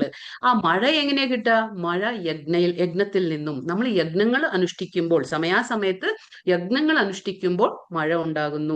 ആ മഴ യജ്ഞങ്ങൾ എങ്ങനെയാണ് സംഭവിക്കുക, യജ്ഞങ്ങൾ എന്ന് പറഞ്ഞാൽ എന്താണ്, വിധി പ്രകാരമുള്ള കർമ്മങ്ങളിൽ നിന്ന്. അതായത് ഞാൻ പറഞ്ഞില്ലേ ഇപ്പൊ ബ്രഹ്മചര്യ, വാനപ്രസ്ഥ, ഗൃഹസ്ഥ എന്നൊക്കെ പറഞ്ഞില്ലേ. അപ്പൊ ഓരോ വർണ്ണ ആശ്രമങ്ങൾ ഭഗവാൻ ഉണ്ടാക്കിയിട്ടുണ്ട്. അപ്പൊ ഓരോരുത്തർക്കും ഓരോ കർമ്മങ്ങളുണ്ട്, നിയത കർമ്മങ്ങളുണ്ട്. അപ്പൊ നമ്മുടെ നിയത കർമ്മങ്ങൾ നമ്മൾ അനുഷ്ഠിച്ചു കഴിഞ്ഞാൽ അത് യജ്ഞമായി തീർന്നു. അങ്ങനെ യജ്ഞത്തിൽ നിന്ന് മഴ ഉണ്ടാകും. ആ മഴയിൽ നിന്ന് ധാന്യങ്ങൾ ഉണ്ടാകും. ആ ധാന്യങ്ങളിൽ നിന്ന് ജീവജാലങ്ങളെല്ലാം സന്തോഷിച്ച് ജീവിക്കുന്നു. നമ്മളൊക്കെ ജീവിക്കുന്നത് ധാന്യങ്ങൾ കൊണ്ടാണ്. അപ്പൊ ഇതൊരു സൈക്കിൾ നമുക്കിവിടെ മനസ്സിലാക്കാം. എങ്ങനെയാന്ന് വെച്ചാൽ, അപ്പൊ ഭഗവാൻ ശ്രീകൃഷ്ണൻ, ഭഗവാൻ എന്താണ്, ഭഗവാന്റെ ആ ജ്ഞാനം എല്ലാം ആർക്കാണ് കൊടുത്തത്, ബ്രഹ്മദേവന് അല്ലെ. ആ ബ്രഹ്മാവിന് കൊടുത്തു. ആ ബ്രഹ്മാവിന്റെ, അപ്പൊ അത് ബ്രഹ്മാവ് എന്താ പറയാ, ആ വേദങ്ങൾ കയ്യിൽ പിടിച്ചിട്ടുണ്ട് അല്ലെ ബ്രഹ്മാവ്. അപ്പൊ നമുക്കറിയാം എല്ലാവർക്കും 4 വേദങ്ങളുണ്ട് അല്ലെ. ആ വേദങ്ങളിൽ എന്താണ് പറഞ്ഞിട്ടുള്ളത്, നിയത കർമ്മങ്ങൾ. അതായത് ഈ വേദങ്ങളൊക്കെ എന്താണ്, പക്ഷി മൃഗാദികൾക്കുള്ളതല്ല, അത് മനുഷ്യന്മാർക്കുള്ളതാണ്. കാരണം ഏറ്റവും ബുദ്ധിശക്തി ആർക്കാണ് ഭഗവാൻ കൊടുത്തിട്ടുള്ളത്, മനുഷ്യന്മാർക്ക്. അപ്പൊ ഇതൊക്കെ നമുക്കുള്ളതാണ്. അപ്പൊ നമ്മളത് മനസ്സിലാക്കിയിരിക്കണം, എന്താണ് പറഞ്ഞിട്ടുള്ളത് ശാസ്ത്രങ്ങള്, നമ്മൾ എന്ത് ചെയ്യണം ഇവിടെ വന്നിട്ട്. അല്ലെങ്കിൽ ഇതാണ് ധർമ്മം, നമ്മുടെ നിയതകർമ്മങ്ങൾ അനുഷ്ഠിക്കുന്നതാണ് ധർമ്മം. അല്ലെങ്കിൽ നമ്മളും എന്താ പറയാ, നായിയും പട്ടി പൂച്ചയെ പോലെ നമ്മൾ ഇങ്ങനെ കടന്ന് നമ്മുടെ ആ ജീവിതം നമ്മൾ നയിച്ചു പോകും. നമുക്ക് എങ്ങനെ ജീവിക്കണം ഇവിടെ എന്ന് നമ്മൾ മറന്നു പോകും. അങ്ങനെയല്ല ജീവിക്കേണ്ടത്. അപ്പൊ നിയതകർമ്മങ്ങളുണ്ട്. അപ്പൊ ആ നിയതകർമ്മങ്ങൾ ചെയ്യുമ്പോൾ എന്താ സംഭവിക്കുന്നത്, അത് യജ്ഞങ്ങളാണ്. നിയതകർമ്മങ്ങൾ എന്താണ്, യജ്ഞങ്ങളാണ്. അത് ചെയ്യുമ്പോൾ എന്താണ്, ദേവന്മാർ സന്തുഷ്ടരാകുന്നു. ദേവന്മാർ ആരാണ്, ഈ ദേവന്മാർ ആരുമല്ല, ഭഗവാൻ ശ്രീകൃഷ്ണന്റെ അവരുടെ എന്താണ് റെപ്രസെന്റേറ്റീവ്, പ്രതിനിധികളാണ് ദേവന്മാർ. അപ്പൊ പല ദേവന്മാർ നമുക്കറിയാം, അപ്പോ സൂര്യനുണ്ട്, ചന്ദ്രനുണ്ട്. സൂര്യന്റെ എന്താ പറയാ, സൂര്യന്റെ വെളിച്ചം കിട്ടുന്നു നമുക്ക്, ചന്ദ്രന്റെ നിലാവുണ്ട് അല്ലെ, അഗ്നിദേവനുണ്ട്, വരുണദേവൻ, വായുദേവൻ, ഇങ്ങനെ ഇഷ്ടം പോലെ ഉണ്ട്. ഈ ദേവന്മാരൊക്കെ ആരാണ്? ഭഗവാന്റെ ആ കൺട്രോളിലാണ്. അവരൊക്കെ പ്രതിനിധികളാണ്, ശ്രീകൃഷ്ണ ഭഗവാന്റെ പ്രതിനിധികളാണ് ഈ ദേവന്മാരൊക്കെ. അപ്പൊ നമ്മൾ ചെയ്യുന്ന കർമ്മങ്ങളിൽ നിന്ന് ഈ ദേവന്മാർക്ക് ഓരോ ഡിപ്പാർട്ട്മെന്റ് കൊടുത്തേക്കാണ്, ഓരോരുത്തർക്കും ഓരോ ഡിപ്പാർട്ട്മെന്റ്. ഇപ്പൊ നമുക്കറിയാം പ്രൈം മിനിസ്റ്റർ ഉണ്ട് അല്ലെ, പ്രൈം മിനിസ്റ്റർ ഡൽഹിയിലാണ്. പക്ഷെ പ്രൈം മിനിസ്റ്റർ ഡൽഹിയിൽ ഇരുന്നുകൊണ്ട് ഇപ്പൊ അവര് കേരള, ഇങ്ങനെ കർണാടക, തമിഴ്നാട്, ആന്ധ്ര, ഇങ്ങനെ ഓരോ സ്റ്റേറ്റിലും വരാൻ പറ്റുമോ? ഇല്ല. അവർ അവിടെ ഇരുന്നു കൊണ്ട് കാര്യങ്ങൾ എങ്ങനെയാ നടത്തുന്നത്? അവർ ഓരോ സ്റ്റേറ്റിലും ചീഫ് മിനിസ്റ്റേഴ്സ് ഉണ്ടാവും അല്ലെ, അങ്ങനെ ഓരോ ഉത്തരവാദിത്തപ്പെട്ട ആൾക്കാരുണ്ട്. അപ്പൊ അവര് ആരുടെ കൺട്രോളിലാണ്? പ്രൈം മിനിസ്റ്ററുടെ. അങ്ങനെ അതേപോലെ ഭഗവാൻ എല്ലായിടത്തും എന്താ പറയാ കാര്യങ്ങൾ നോക്കി നടത്തില്ല. ഭഗവാൻ എന്ത് ചെയ്യും? ഭഗവാന്റെ ഗോലോകധാമത്തിലുണ്ട്. പക്ഷെ ഭഗവാൻ എന്ത് ചെയ്യുന്നു? ഭഗവാന്റെ പ്രതിനിധികളെ എന്താ പറയുക, പ്രതിനിധികൾക്ക് ഓരോ ജോലി കൊടുത്തേക്കാണ്, ഉത്തരവാദിത്തപ്പെട്ട ജോലി ഉണ്ട് ഓരോരുത്തർക്കും. അപ്പൊ ആ ജോലി നിർവഹിക്കുന്നത് ഭഗവാന്റെ പ്രതിനിധികളാണ്. അപ്പൊ അവരൊക്കെ ഇങ്ങനെ എന്താ പറയുക ഓരോ ജോലിയും ചെയ്യും. അപ്പൊ അങ്ങനെ ആവുമ്പോൾ എന്താണ്, നമ്മൾ ചെയ്യുന്ന കർമ്മങ്ങൾ യജ്ഞങ്ങളുടെ രൂപത്തില് ദേവന്മാരെ പ്രീതിപ്പെടുത്താണ്. അപ്പൊ ഈ ദേവന്മാരെ പ്രീതിപ്പെടുത്തുമ്പോൾ എന്താണാവുന്നത്? സമയാസമയത്ത് നമുക്ക് മഴ ലഭിക്കും. ആ മഴ കൊണ്ട് എന്താണ് ഉണ്ടാവുന്നത്? ആ മഴ മൂലം നമുക്ക് എന്താ ഭക്ഷ്യ സാധനങ്ങളെല്ലാം കിട്ടാണ്, ധാന്യങ്ങളെല്ലാം കിട്ടാണ്. കാരണം നമുക്ക് ജീവിക്കണമെങ്കിൽ അത് വേണ്ടേ? അപ്പൊ അതൊക്കെ കിട്ടും. അത് കിട്ടുമ്പോൾ നമുക്ക് എന്താണ് നമ്മൾ ചെയ്യുന്നത്? അതുകൊണ്ട് നമ്മൾ എന്ത് പാകം ചെയ്താലും നമ്മൾ അത് ഭഗവാന് തന്നെ വീണ്ടും സമർപ്പിക്കുകയാണ്. എന്താണ്, നമ്മൾ ഭോഗമായിട്ട് സമർപ്പിക്കും, ഭഗവാൻ അത് തിരിച്ച് നമുക്ക് പ്രസാദമായിട്ട് തരും. ഇപ്പൊ ഭഗവാൻ നമുക്ക് തോന്നുന്നു അല്ലെ, ഭഗവാൻ എങ്ങനെ സ്വീകരിക്കുക? നമ്മൾ ഭഗവാന്റെ അടുത്ത് കൊണ്ടുപോയി പ്രസാദം വെക്കുമ്പോൾ, നമ്മൾ നിവേദിക്കുമ്പോൾ ഭഗവാൻ എങ്ങനെയാണ് അത് സ്വീകരിക്കുക? ഭഗവാൻ നമ്മളെ പോലെ കൈകൊണ്ട് കഴിക്കണമെന്നില്ല. ഭഗവാൻ എങ്ങനെയാണ്? ഭഗവാൻ അതീന്ദ്രിയനാണ്. അതായത് നമ്മുടെ ഇന്ദ്രിയങ്ങൾക്ക് മനസ്സിലാക്കാവുന്നതിലും അപ്പുറത്താണ് ഭഗവാൻ. അപ്പൊ ഭഗവാന് നമ്മളെ പോലെ തന്നെ കൈകൊണ്ട് കഴിക്കണം അങ്ങനെയൊന്നുമില്ല. ഭഗവാൻ എങ്ങനെയാണ്? അത് ബ്രഹ്മാവ് പറയുന്നുണ്ട്, ബ്രഹ്മ സംഹിത എന്ന പുസ്തകത്തില് സ്വയം ബ്രഹ്മ പറയുന്നുണ്ട്, അംഗാനി യസ്യ സകലേന്ദ്രിയ വൃത്തിമന്തി പശ്യന്തി പാന്തി കലയന്തി ചിരം ജഗന്തി. അതെന്താണ് പറയുന്നത്? അതായത് ഭഗവാന്റെ ഓരോ അംഗങ്ങളും, ഓരോ ഭഗവാന്റെ അവയവങ്ങളും ഓരോ രീതിയിൽ പണിയെടുക്കും. അത് നമുക്ക് പറയാൻ പറ്റില്ല. അപ്പൊ ഭഗവാന്റെ കണ്ണുകൊണ്ട് ഭഗവാൻ കഴിക്കും. ഭഗവാൻ നമ്മളെ പോലെയല്ല. നമുക്ക് നമ്മുടെ കണ്ണുകൊണ്ട് കാണാൻ മാത്രമേ പറ്റുള്ളൂ, നമ്മുടെ കൈ കൊണ്ട് കഴിക്കാൻ പറ്റും. പക്ഷെ ഭഗവാൻ അങ്ങനെയല്ല. ഭഗവാന്റെ കണ്ണും എല്ലാ പണികളും ചെയ്യും, കൈയും എല്ലാ പണികളും ചെയ്യും. അങ്ങനെയാണ് ഭഗവാന്റെ. അപ്പോ ഭഗവാൻ അങ്ങനെയാണ് നമ്മുടെ പ്രസാദം നമ്മൾ വെച്ച ഭോഗ, അതായത് നമ്മൾ നിവേദിച്ചതെല്ലാം സ്വീകരിക്കുന്നു, അത് പ്രസാദമായിട്ട് നമുക്ക് തിരിച്ചു തരുന്നു ഭഗവാൻ. അങ്ങനെയാണ് ഈ ചക്രം ഇങ്ങനെ നടക്കും. ഇങ്ങനെയാണ് ചെയ്യേണ്ടത്. അല്ലെങ്കിൽ എന്താണ്, നമ്മൾ കർമ്മത്തിൽ ബന്ധിക്കപ്പെടുകയാണ് ചെയ്യുന്നത്. പിന്നെ ഇവിടെ എന്താണ് പറയുന്നത്? യുഗങ്ങൾ, 4 യുഗങ്ങൾ നമുക്ക് എല്ലാവർക്കും അറിയാം അല്ലെ, 4 യുഗങ്ങളുണ്ട്. ഇപ്പൊ നമ്മുടെ ഈ ഇപ്പോഴത്തെ യുഗം ഏതാണ്? കലിയുഗം. അപ്പൊ നമുക്കല്ല, ഇപ്പൊ കലിയുഗം കഴിഞ്ഞിട്ട് ഏതാണ്ട് 5000 years, അതായത് 5000 വർഷങ്ങൾ കഴിഞ്ഞിട്ടേ ഉള്ളൂ കലിയുഗം. കലിയുഗത്തിന്റെ എന്താ പറയാ സമയം എന്ന് പറയുന്നത് 4,32,000 വർഷങ്ങളാണ് കലിയുഗത്തിന്റെ. പക്ഷെ ഇപ്പൊ 5000 വർഷങ്ങളെ കഴിഞ്ഞിട്ടുള്ളൂ. അപ്പോ ഓരോ യുഗങ്ങൾ അറിയാം: സത്യയുഗം, ത്രേതായുഗം, ദ്വാപരയുഗം, കലിയുഗം. അപ്പൊ ഓരോ യുഗങ്ങളിൽ എന്താണ്? ഓരോ യുഗധർമ്മമുണ്ട്. അതായത് ആ യുഗത്തിന്റെ ആ ധർമ്മങ്ങൾ അനുഷ്ഠിക്കുമ്പോൾ മാത്രമാണ് നമുക്ക് ബന്ധമുക്തരായിട്ട് നമുക്ക് ഭഗവാന്റെ അടുത്തേക്ക് എത്താൻ പറ്റുള്ളൂ. അപ്പൊ എന്താണ് സത്യയുഗത്തിന്റെ ധർമ്മം? അതായത് സത്യയുഗത്തിൽ ആയസ് എന്ന് പറഞ്ഞാൽ ഒരു വ്യക്തിയുടെ ആയസ് എന്താണ്? 1,00,000 വർഷമാണ് ഒരു വ്യക്തിയുടെ ആയസ്. പിന്നെ ത്രേതായുഗം വരുമ്പോൾ അത് 10,000 വർഷമായി മാറി. പിന്നെ ദ്വാപര യുഗത്തിൽ വരുമ്പോൾ അത് എന്താ പറയാ 1000 വർഷമായിട്ട് മാറി. പിന്നെ കലിയുഗത്തിൽ ഒരു വ്യക്തിയുടെ ആയുസ് എന്ന് പറയുമ്പോൾ 100 വർഷം. അതിലേറെ ജീവിക്കുന്നത് വളരെ അപൂർവമാണ്. 100 വർഷമാണ് ഒരു വ്യക്തി എന്താ പറയാ ഏറെ എന്ന് പറയുമ്പോൾ, നമുക്ക് മാക്സിമം എന്ന് പറയുമ്പോൾ 100 വർഷത്തിൽ മാത്രമേ ജീവിക്കാൻ കഴിയുള്ളൂ കലിയുഗത്തിൽ. ഇന്നിപ്പോ അതും നമുക്ക് കാണാൻ കഴിയുന്നില്ല, വളരെ അപൂർവമാണ്. 100 വർഷം തികയ്ക്കാൻ പറ്റുന്നില്ല കലിയുഗത്തിൽ. അപ്പൊ വളരെ എത്രമാത്രം കുറവാണ് നമ്മുടെ ആയുസ് നമുക്ക് മനസ്സിലാക്കണം. അപ്പൊ നമ്മുടെ ജീവിതം വളരെ മൂല്യമുള്ളതാണ്. അപ്പൊ നമ്മള് പ്രവർത്തിക്കണം, മനസ്സിലാക്കണം എന്താണ് നമ്മുടെ ജീവിത ഉദ്ദേശ്യം എന്ന് നമ്മൾ മനസ്സിലാക്കിയിരിക്കണം. അപ്പൊ സത്യയുഗത്തിൽ എന്താണ് അവിടുത്തെ യുഗധർമ്മം എന്ന് പറഞ്ഞാല്? സത്യയുഗത്തില് ധ്യാനമാണ്. ഇപ്പൊ നമ്മൾ പറഞ്ഞു, ഇന്നലത്തെ അധ്യായത്തിൽ നമ്മൾ മനസ്സിലാക്കി ഭഗവാൻ എങ്ങനെയാണ് നമ്മുടെ ഹൃദയത്തിൽ പരമാത്മാഭാവത്തിൽ ഭഗവാൻ വസിക്കുന്നുണ്ട്. എല്ലാ ജീവജാലങ്ങൾ, അതായത് 84 ലക്ഷം ജീവജാലങ്ങളുടെ ഹൃദയത്തിലും ഭഗവാൻ വസിക്കുന്നു പരമാത്മാഭാവത്തിൽ. അപ്പൊ സത്യയുഗത്തിന്റെ യുഗധർമ്മം എന്ന് പറഞ്ഞാൽ ധ്യാനമായിരുന്നു. അപ്പൊ അവര് ആ ഹൃദയത്തിൽ വസിക്കുന്ന പരമാത്മാഭാവത്തെ അവര് ധ്യാനിച്ചുകൊണ്ടാണ് അവര് ഭഗവാനെ പ്രാപിച്ചിരുന്നത്. പക്ഷെ പിന്നീട് അത് ത്രേതായുഗമാവുമ്പോൾ എന്താണ്? യജ്ഞമായി. പക്ഷെ യജ്ഞം എന്ന് പറഞ്ഞാൽ നമുക്കിപ്പോ ആ യജ്ഞം ചെയ്യാൻ എന്താ പറയാ പ്രായോഗികമായിട്ട് നടക്കില്ല. കാരണം എന്താന്ന് വെച്ചാൽ കലിയുഗത്തിലെ അത്രയും പരിശുദ്ധരായ എന്താ ബ്രാഹ്മണന്മാരെ നമുക്ക് കിട്ടില്ല, അത്രയും പരിശുദ്ധമായ സാമഗ്രികൾ നമുക്ക് കിട്ടില്ല. അപ്പൊ നമുക്ക് ആ യജ്ഞം ചെയ്യാൻ സാധിക്കുകയില്ല. അപ്പൊ നമുക്ക് കലിയുഗത്തിൽ അതല്ല പറഞ്ഞിട്ടുള്ളത്, അത് ത്രേതായുഗത്തിലാണ് യജ്ഞം, അത് യുഗധർമ്മം. പിന്നീട് ദ്വാപര യുഗം വരുമ്പോൾ യുഗധർമ്മം എന്തായി മാറി? അത് വിഗ്രഹ ആരാധനയായി മാറി. അപ്പോൾ ഓരോ യുഗത്തിനനുസരിച്ച് ആ ധർമ്മം മാറുകയാണ്. അപ്പൊ ദ്വാപര യുഗത്തിൽ എന്താണ് ധർമ്മം? വിഗ്രഹ ആരാധന, അതായത് ദേവാലയങ്ങളിൽ നമ്മൾ ഭഗവാനെ ആരാധിക്കുന്നതായിരുന്നു ഏറ്റവും ഇമ്പോർട്ടന്റ് ആയിട്ടുള്ള ആ യുഗത്തിന്റെ ധർമ്മം. പിന്നെ കലിയുഗത്തിൽ എന്താണ്? ഹരിനാമ സങ്കീർത്തനം, അതായത് ഭഗവാന്റെ, ഹരി എന്ന് പറഞ്ഞ ഭഗവാൻ വിഷ്ണു, അതായത് കൃഷ്ണന്റെ ആ ഹരിനാമം, നാമം ഉച്ചരിക്കുക, സങ്കീർത്തനം, ഹരിനാമ, അതായത് ഏറ്റവും ഇമ്പോർട്ടന്റ് ഉള്ള ഒരു കാര്യം കലിയുഗത്തിൽ എന്ന് പറഞ്ഞാൽ വേറൊന്നുമല്ല, നമുക്ക് ഹരിനാമ സങ്കീർത്തനം, ഭഗവാന്റെ ആ നാമജപം ചെയ്യണം. അതാണ് ഈ യുഗത്തിന്റെ ധർമ്മം എന്ന് ഇവിടെ മനസ്സിലാക്കി തരുന്നു. അപ്പൊ ഓരോ യുഗത്തിന്റെ ഓരോ ധർമ്മം. ഇവിടെ SB ഇങ്ങനെയൊക്കെ പറഞ്ഞ 11.5.32 എന്നുണ്ട്. അപ്പൊ എന്താണ് SB എന്ന് പറഞ്ഞാൽ ശ്രീമദ് ഭാഗവതം, BG എന്ന് പറഞ്ഞാൽ ഭഗവത്ഗീത.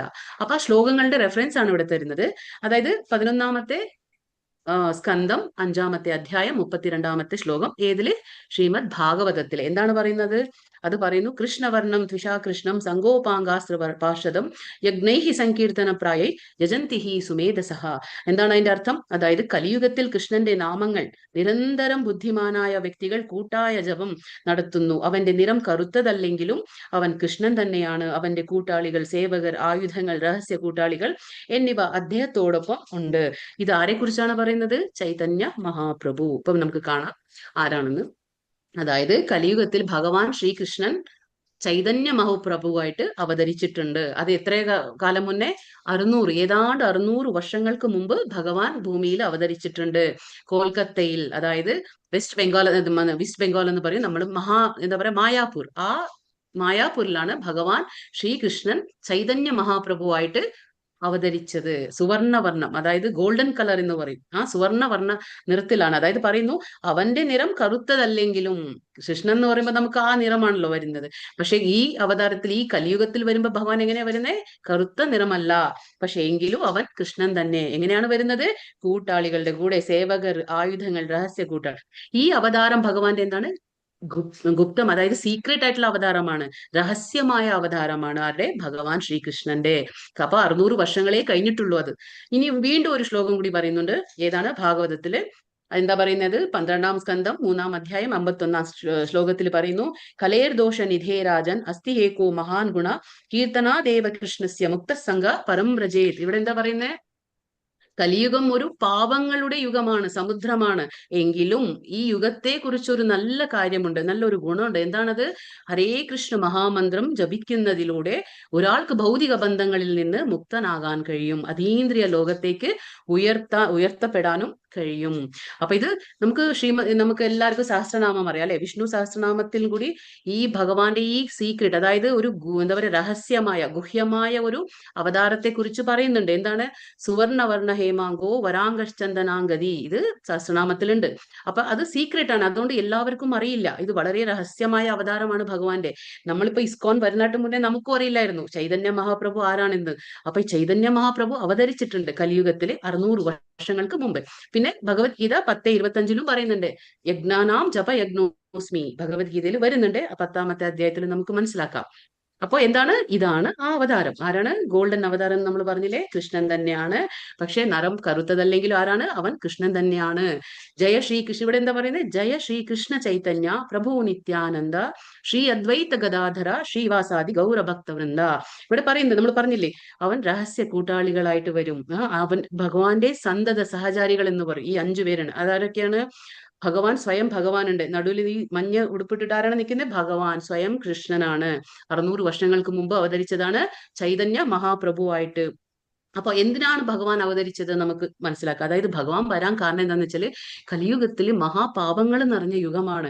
ഇവിടെ എല്ലാവരും മന്ദബുദ്ധികളാണ്, അല്പബുദ്ധികളാണ്, നമുക്ക് ഓർമ്മക്കുറവുണ്ട്, നമുക്ക് എന്താ പറയാ, ഒന്നും തന്നെ നമുക്കിവിടെ എന്താ പറയാ, അല്പായുകളാണ് നമ്മള്. അപ്പൊ നമുക്കറിയാലോ 100 വർഷമേ ഉള്ളൂ. 100 വർഷ ആയുസ്സിൽ നമ്മൾ എന്തെല്ലാം ചെയ്യാൻ പറ്റില്ല. അതുകൊണ്ട് ഭഗവാൻ 600 വർഷങ്ങൾക്ക് മുന്നേ അവതരിച്ചു. എന്തിനാണ് അവതരിച്ചത്? കലിയുഗത്തിന്റെ ധർമ്മം മനസ്സിലാക്കി കൊടുക്കുകയാണ്. അല്ലെങ്കിൽ നമ്മളെല്ലാം മറന്നിരിക്കുകയാണ്, നമുക്കറിയില്ല കലിയുഗത്തിൽ വന്നു കഴിഞ്ഞു, ജനിച്ചു കഴിഞ്ഞു. പക്ഷെ ഇവിടെ ഇവിടെ എന്താണ് ചെയ്യേണ്ടത്, യുഗധർമ്മം നമുക്ക് ആർക്കും തന്നെ അറിയില്ല. അപ്പൊ അത് എന്താണെന്ന് മനസ്സിലാക്കി കൊടുക്കാനാണ് ഭഗവാൻ, ഒരു ഭക്തന്റെ അവതാരത്തിലാണ് ഭഗവാൻ അവതരിച്ചത്. ഒരു ഭക്തൻ എങ്ങനെ ആയിരിക്കണം, ഒരു ഭക്തൻ എങ്ങനെയാണ് ഭഗവാനെ പ്രാപിക്കേണ്ടത്, ഭഗവത് സേവനം എങ്ങനെ നടത്തണം എന്നൊക്കെ പറയാനാണ് ഭഗവാൻ ഈ ഒരു അവതാരം എടുത്ത് വന്നത്. അതാണ്. അപ്പൊ ഇവിടെ ഭഗവാന്റെ പേരെന്താണ്? ശ്രീകൃഷ്ണ ചൈതന്യ. ഇത് വേറാരുമില്ല, ഭഗവാൻ തന്നെ, സ്വയം ഭഗവാൻ. അതുകൊണ്ടാണ് ചൈതന്യ, ശ്രീകൃഷ്ണ ചൈതന്യ. അടുത്തതാരാണ്? പ്രഭു നിത്യാനന്ദ. നിത്യാനന്ദ ആരാണ്? ഭഗവാന്റെ ആരാണ്? ബ്രദറാണ്, അതായത് ബലരാമനാണ്. പിന്നെന്താണ്? ശ്രീ അദ്വൈത. അദ്വൈത എന്ന് പറഞ്ഞാൽ അവിടെ നമുക്ക് താടിയൊക്കെ ആയിട്ട് കാണും, വെളുത്ത താടിയൊക്കെ ആയിട്ട് അവിടെ ആ ചിത്രത്തിൽ കാണാം. അതാരാണ്? അദ്വൈത. അദ്വൈത ആരെന്ന്? ഭഗവാൻ കൃഷ്ണന്റെയും വിഷ്ണുവിന്റെയും ഒരു മിക്സ് ആയിട്ടുള്ള അവതാരമാണ്. പിന്നെന്താണ്? ഗദാധര. ഗദാധര വേറാരുമല്ല, രാധാറാണിയാണ്. പിന്നീട് ശ്രീവാസ. ശ്രീവാസ ആരാണ്? നാരദ മുനിയാണ്. അപ്പൊ ഇങ്ങനെ ഈ 5 പേര് ഗൗരഭക്ത വൃന്ദ. ഗൗര എന്ന് പറഞ്ഞാൽ നിറം, ആ ഗൗര എന്ന് പറഞ്ഞാൽ ഗോൾഡൻ കളർ. ആ ഭക്തവൃന്ദ, ഇങ്ങനെയുള്ള സന്തത സഹചാരികളോട് കൂടിയാണ് ഭഗവാൻ ശ്രീകൃഷ്ണൻ കലിയുഗത്തിൽ അവതരിച്ചത് 600 വർഷങ്ങൾക്ക് മുമ്പ്. എന്തുകൊണ്ടാണ്? കലിയുഗത്തിലെ ആ മാലിന്യങ്ങളെ നീക്കി തരാനാണ്. നമുക്ക് വേറൊരു വഴിയുമില്ല. അപ്പൊ പറഞ്ഞു തരാനാണ്. കലിയുഗത്തിലെ ധർമ്മം എന്താണ്? ഹരേ കൃഷ്ണ മന്ത്രം ഉച്ചരിക്കലാണ്, വേറൊന്നുമല്ല, ഹരിനാമ സങ്കീർത്തനയാണ്. അപ്പൊ എളുപ്പത്തിൽ എങ്ങനെയാണ് ഒരാൾക്ക് മുക്തി നേടാൻ കഴിയും എന്ന് പറഞ്ഞു തരാനും കൂടിയാണ്, അത് പ്രചരിപ്പിക്കാനാണ് ഭഗവാൻ ഈ അവതാരത്തിൽ വന്നത്. എന്താണ് ആ മന്ത്രം? കലിയുഗത്തിലെ മന്ത്രം എന്താണ് നമ്മൾ ജപിക്കേണ്ടത്? ഹരേ കൃഷ്ണ കൃഷ്ണ കൃഷ്ണ ഹരേ ഹരേ, ഹരേ രാമ രാമ രാമ ഹരേ ഹരേ. ഈ മന്ത്രമാണ് നമുക്ക് കലിയുഗത്തില് ജപിക്കേണ്ടത്. യുഗധർമ്മം ഇതാണ്. 21 ശ്ലോകം. യദ്യത് ആചരതി ശ്രേഷ്ഠ തത്തദ്ദേവേതരോ ജനാഃ സത് പ്രമാണം കുരുതേ ലോകസ്തദനുവർത്തത്തെ. എന്താ Mataji? Shiva Mataji. Hare Krishna. Hare Krishna. Shiva Mataji. Okay, hand raise ചെയ്തിട്ടുണ്ട്, അതുകൊണ്ട് ചോദിച്ചത്. ഹരേ കൃഷ്ണ. ഇല്ല മാതാജി, അത് ചെയ്തു പോയതാണ്. ഓക്കെ. അപ്പൊ ഇവിടെ എന്താ പറയുന്നത്? ഒരു ശ്രേഷ്ഠനായ വ്യക്തി എന്ത് തന്നെ ചെയ്താലും സാധാരണ ജനങ്ങൾ അദ്ദേഹത്തെ അനുകരിക്കുന്നു. മാതൃകാപരങ്ങളായ പ്രവൃത്തികളിൽ അദ്ദേഹം സ്വീകരിക്കുന്ന മാനദണ്ഡങ്ങളെ ലോകമാകട്ടെ അത് ആദരിക്കുന്നു. അപ്പൊ ഇവിടെ എന്താ പറയുന്നത്? അതായത് ലീഡർഷിപ്പിന്റെ ക്വാളിറ്റീസ് പറയാണ്. ഒരാൾ ലീഡർ ആവുമ്പോൾ അദ്ദേഹത്തെ ഫോളോ ചെയ്യുക, അതായത് അനുകരിക്കാൻ ഒരുപാട് അനുയായികൾ ഉണ്ടാവും അല്ലെ. ഇപ്പൊ നമുക്കറിയാം, സിനിമാ താരമായാലും ഒരു എന്താ പറയുക ക്രിക്കറ്റ് താരമായാലും ആരൊക്കെ ആയാലും, ഇപ്പൊ നമ്മൾ കുഞ്ഞുങ്ങളാണെങ്കിൽ അച്ഛനമ്മയെ അനുകരിക്കും, നമ്മൾ കണ്ടിട്ടുണ്ടാവും അല്ലെ. അവർ സ്കൂളിലെ ടീച്ചേഴ്സിനെ അനുകരിക്കും, പ്രിൻസിപ്പലിനെ അനുകരിക്കും. അങ്ങനെ ഓരോരുത്തരെയും അനുകരിക്കുന്ന സ്വഭാവം നമുക്കുണ്ട്. അപ്പൊ നമ്മൾ എന്താണ്, നമ്മൾ എന്താ പറയാ വളരെ കെയർഫുൾ ആയിട്ട്, അതായത് നമ്മൾ വളരെ കെയർഫുൾ ആയിരിക്കണം. നമ്മൾ ആരെയാണ് മാതൃകയാക്കുന്നത്, മാതൃകയാക്കുമ്പോൾ നമ്മൾ അവർ അനുസരിക്കുന്ന സ്വീകരിക്കുന്ന മാനദണ്ഡങ്ങളെ നമ്മളും ആദരിക്കും. അതാണ്. അപ്പൊ നമ്മൾ കെയർഫുൾ ആയിട്ടിരിക്കണം. കാരണം എന്താന്ന് വെച്ചാല് അവരുടെ ആ ഒരു മാനദണ്ഡങ്ങളെ നമ്മൾ എന്താ പറയാ സ്വീകരിക്കുമ്പോൾ നമ്മൾ കെയർഫുൾ ആയില്ലെങ്കിൽ നമ്മൾ ചില സമയത്ത് നമ്മൾ വീഴ്ചയ്ക്ക് സാധ്യത ഉണ്ടാവും. അപ്പൊ ആരെയാണോ നമ്മൾ എന്താ പറയാ റോൾ മോഡൽ, അതായത് മാതൃക ആക്കുന്നത്, അവർക്ക് നല്ല ഗുണങ്ങൾ ഉണ്ടായിരിക്കണം. അപ്പൊ ഇവിടെ നമുക്കറിയാം, ആരെയാണ് ആക്കുന്നത്? ഓരോരുത്തർ ഓരോ രീതിയിലാക്കും. അപ്പൊ ഇവിടെ ഭഗവാൻ പറയാണ്, ശ്രേഷ്ഠനായ വ്യക്തി എന്ത് തന്നെ ചെയ്താലും മറ്റുള്ളവർ അതിനെ അനുകരിച്ചുകൊണ്ട് പോകും. അതാണ് നമ്മുടെ സ്വാഭാവികമായിട്ടും നമ്മുടെ സ്വഭാവം. അപ്പൊ പരങ്ങളായ ആ പ്രവൃത്തികൾ അദ്ദേഹം സ്വീകരിക്കുന്ന മാനദണ്ഡങ്ങളെയാണ് ലോകമെല്ലാം അനുസരിക്കുക. ഇപ്പൊ നമുക്കറിയാം, ജനക മഹാരാജാവ് ആരാണ്? ജനക മഹാരാജാവ് സീതാദേവിയുടെ അച്ഛനായിരുന്നു. അപ്പൊ സീതാദേവിയുടെ അച്ഛനായിട്ട് പോലും അദ്ദേഹം ഓൾറെഡി അദ്ദേഹത്തിന് എന്താ പറയാ ആത്മസാക്ഷാത്കാരം നേടിയ വ്യക്തിയായിരുന്നു. എങ്കിലും അദ്ദേഹം ആ രാജ്യം ഭരിക്കുമ്പോൾ എല്ലാവരും എന്താ പറയാ നല്ല സ്വഭാവങ്ങളെല്ലാം പ്രകടിപ്പിച്ചു. എന്തുകൊണ്ടാണ്? കാരണം അദ്ദേഹത്തിന് അറിയായിരുന്നു, ഒരു രാജാവ് എന്ന നിലയ്ക്ക് അദ്ദേഹത്തിന് ഒരുപാട് ഉത്തരവാദിത്തങ്ങൾ ഉണ്ടായിരുന്നു.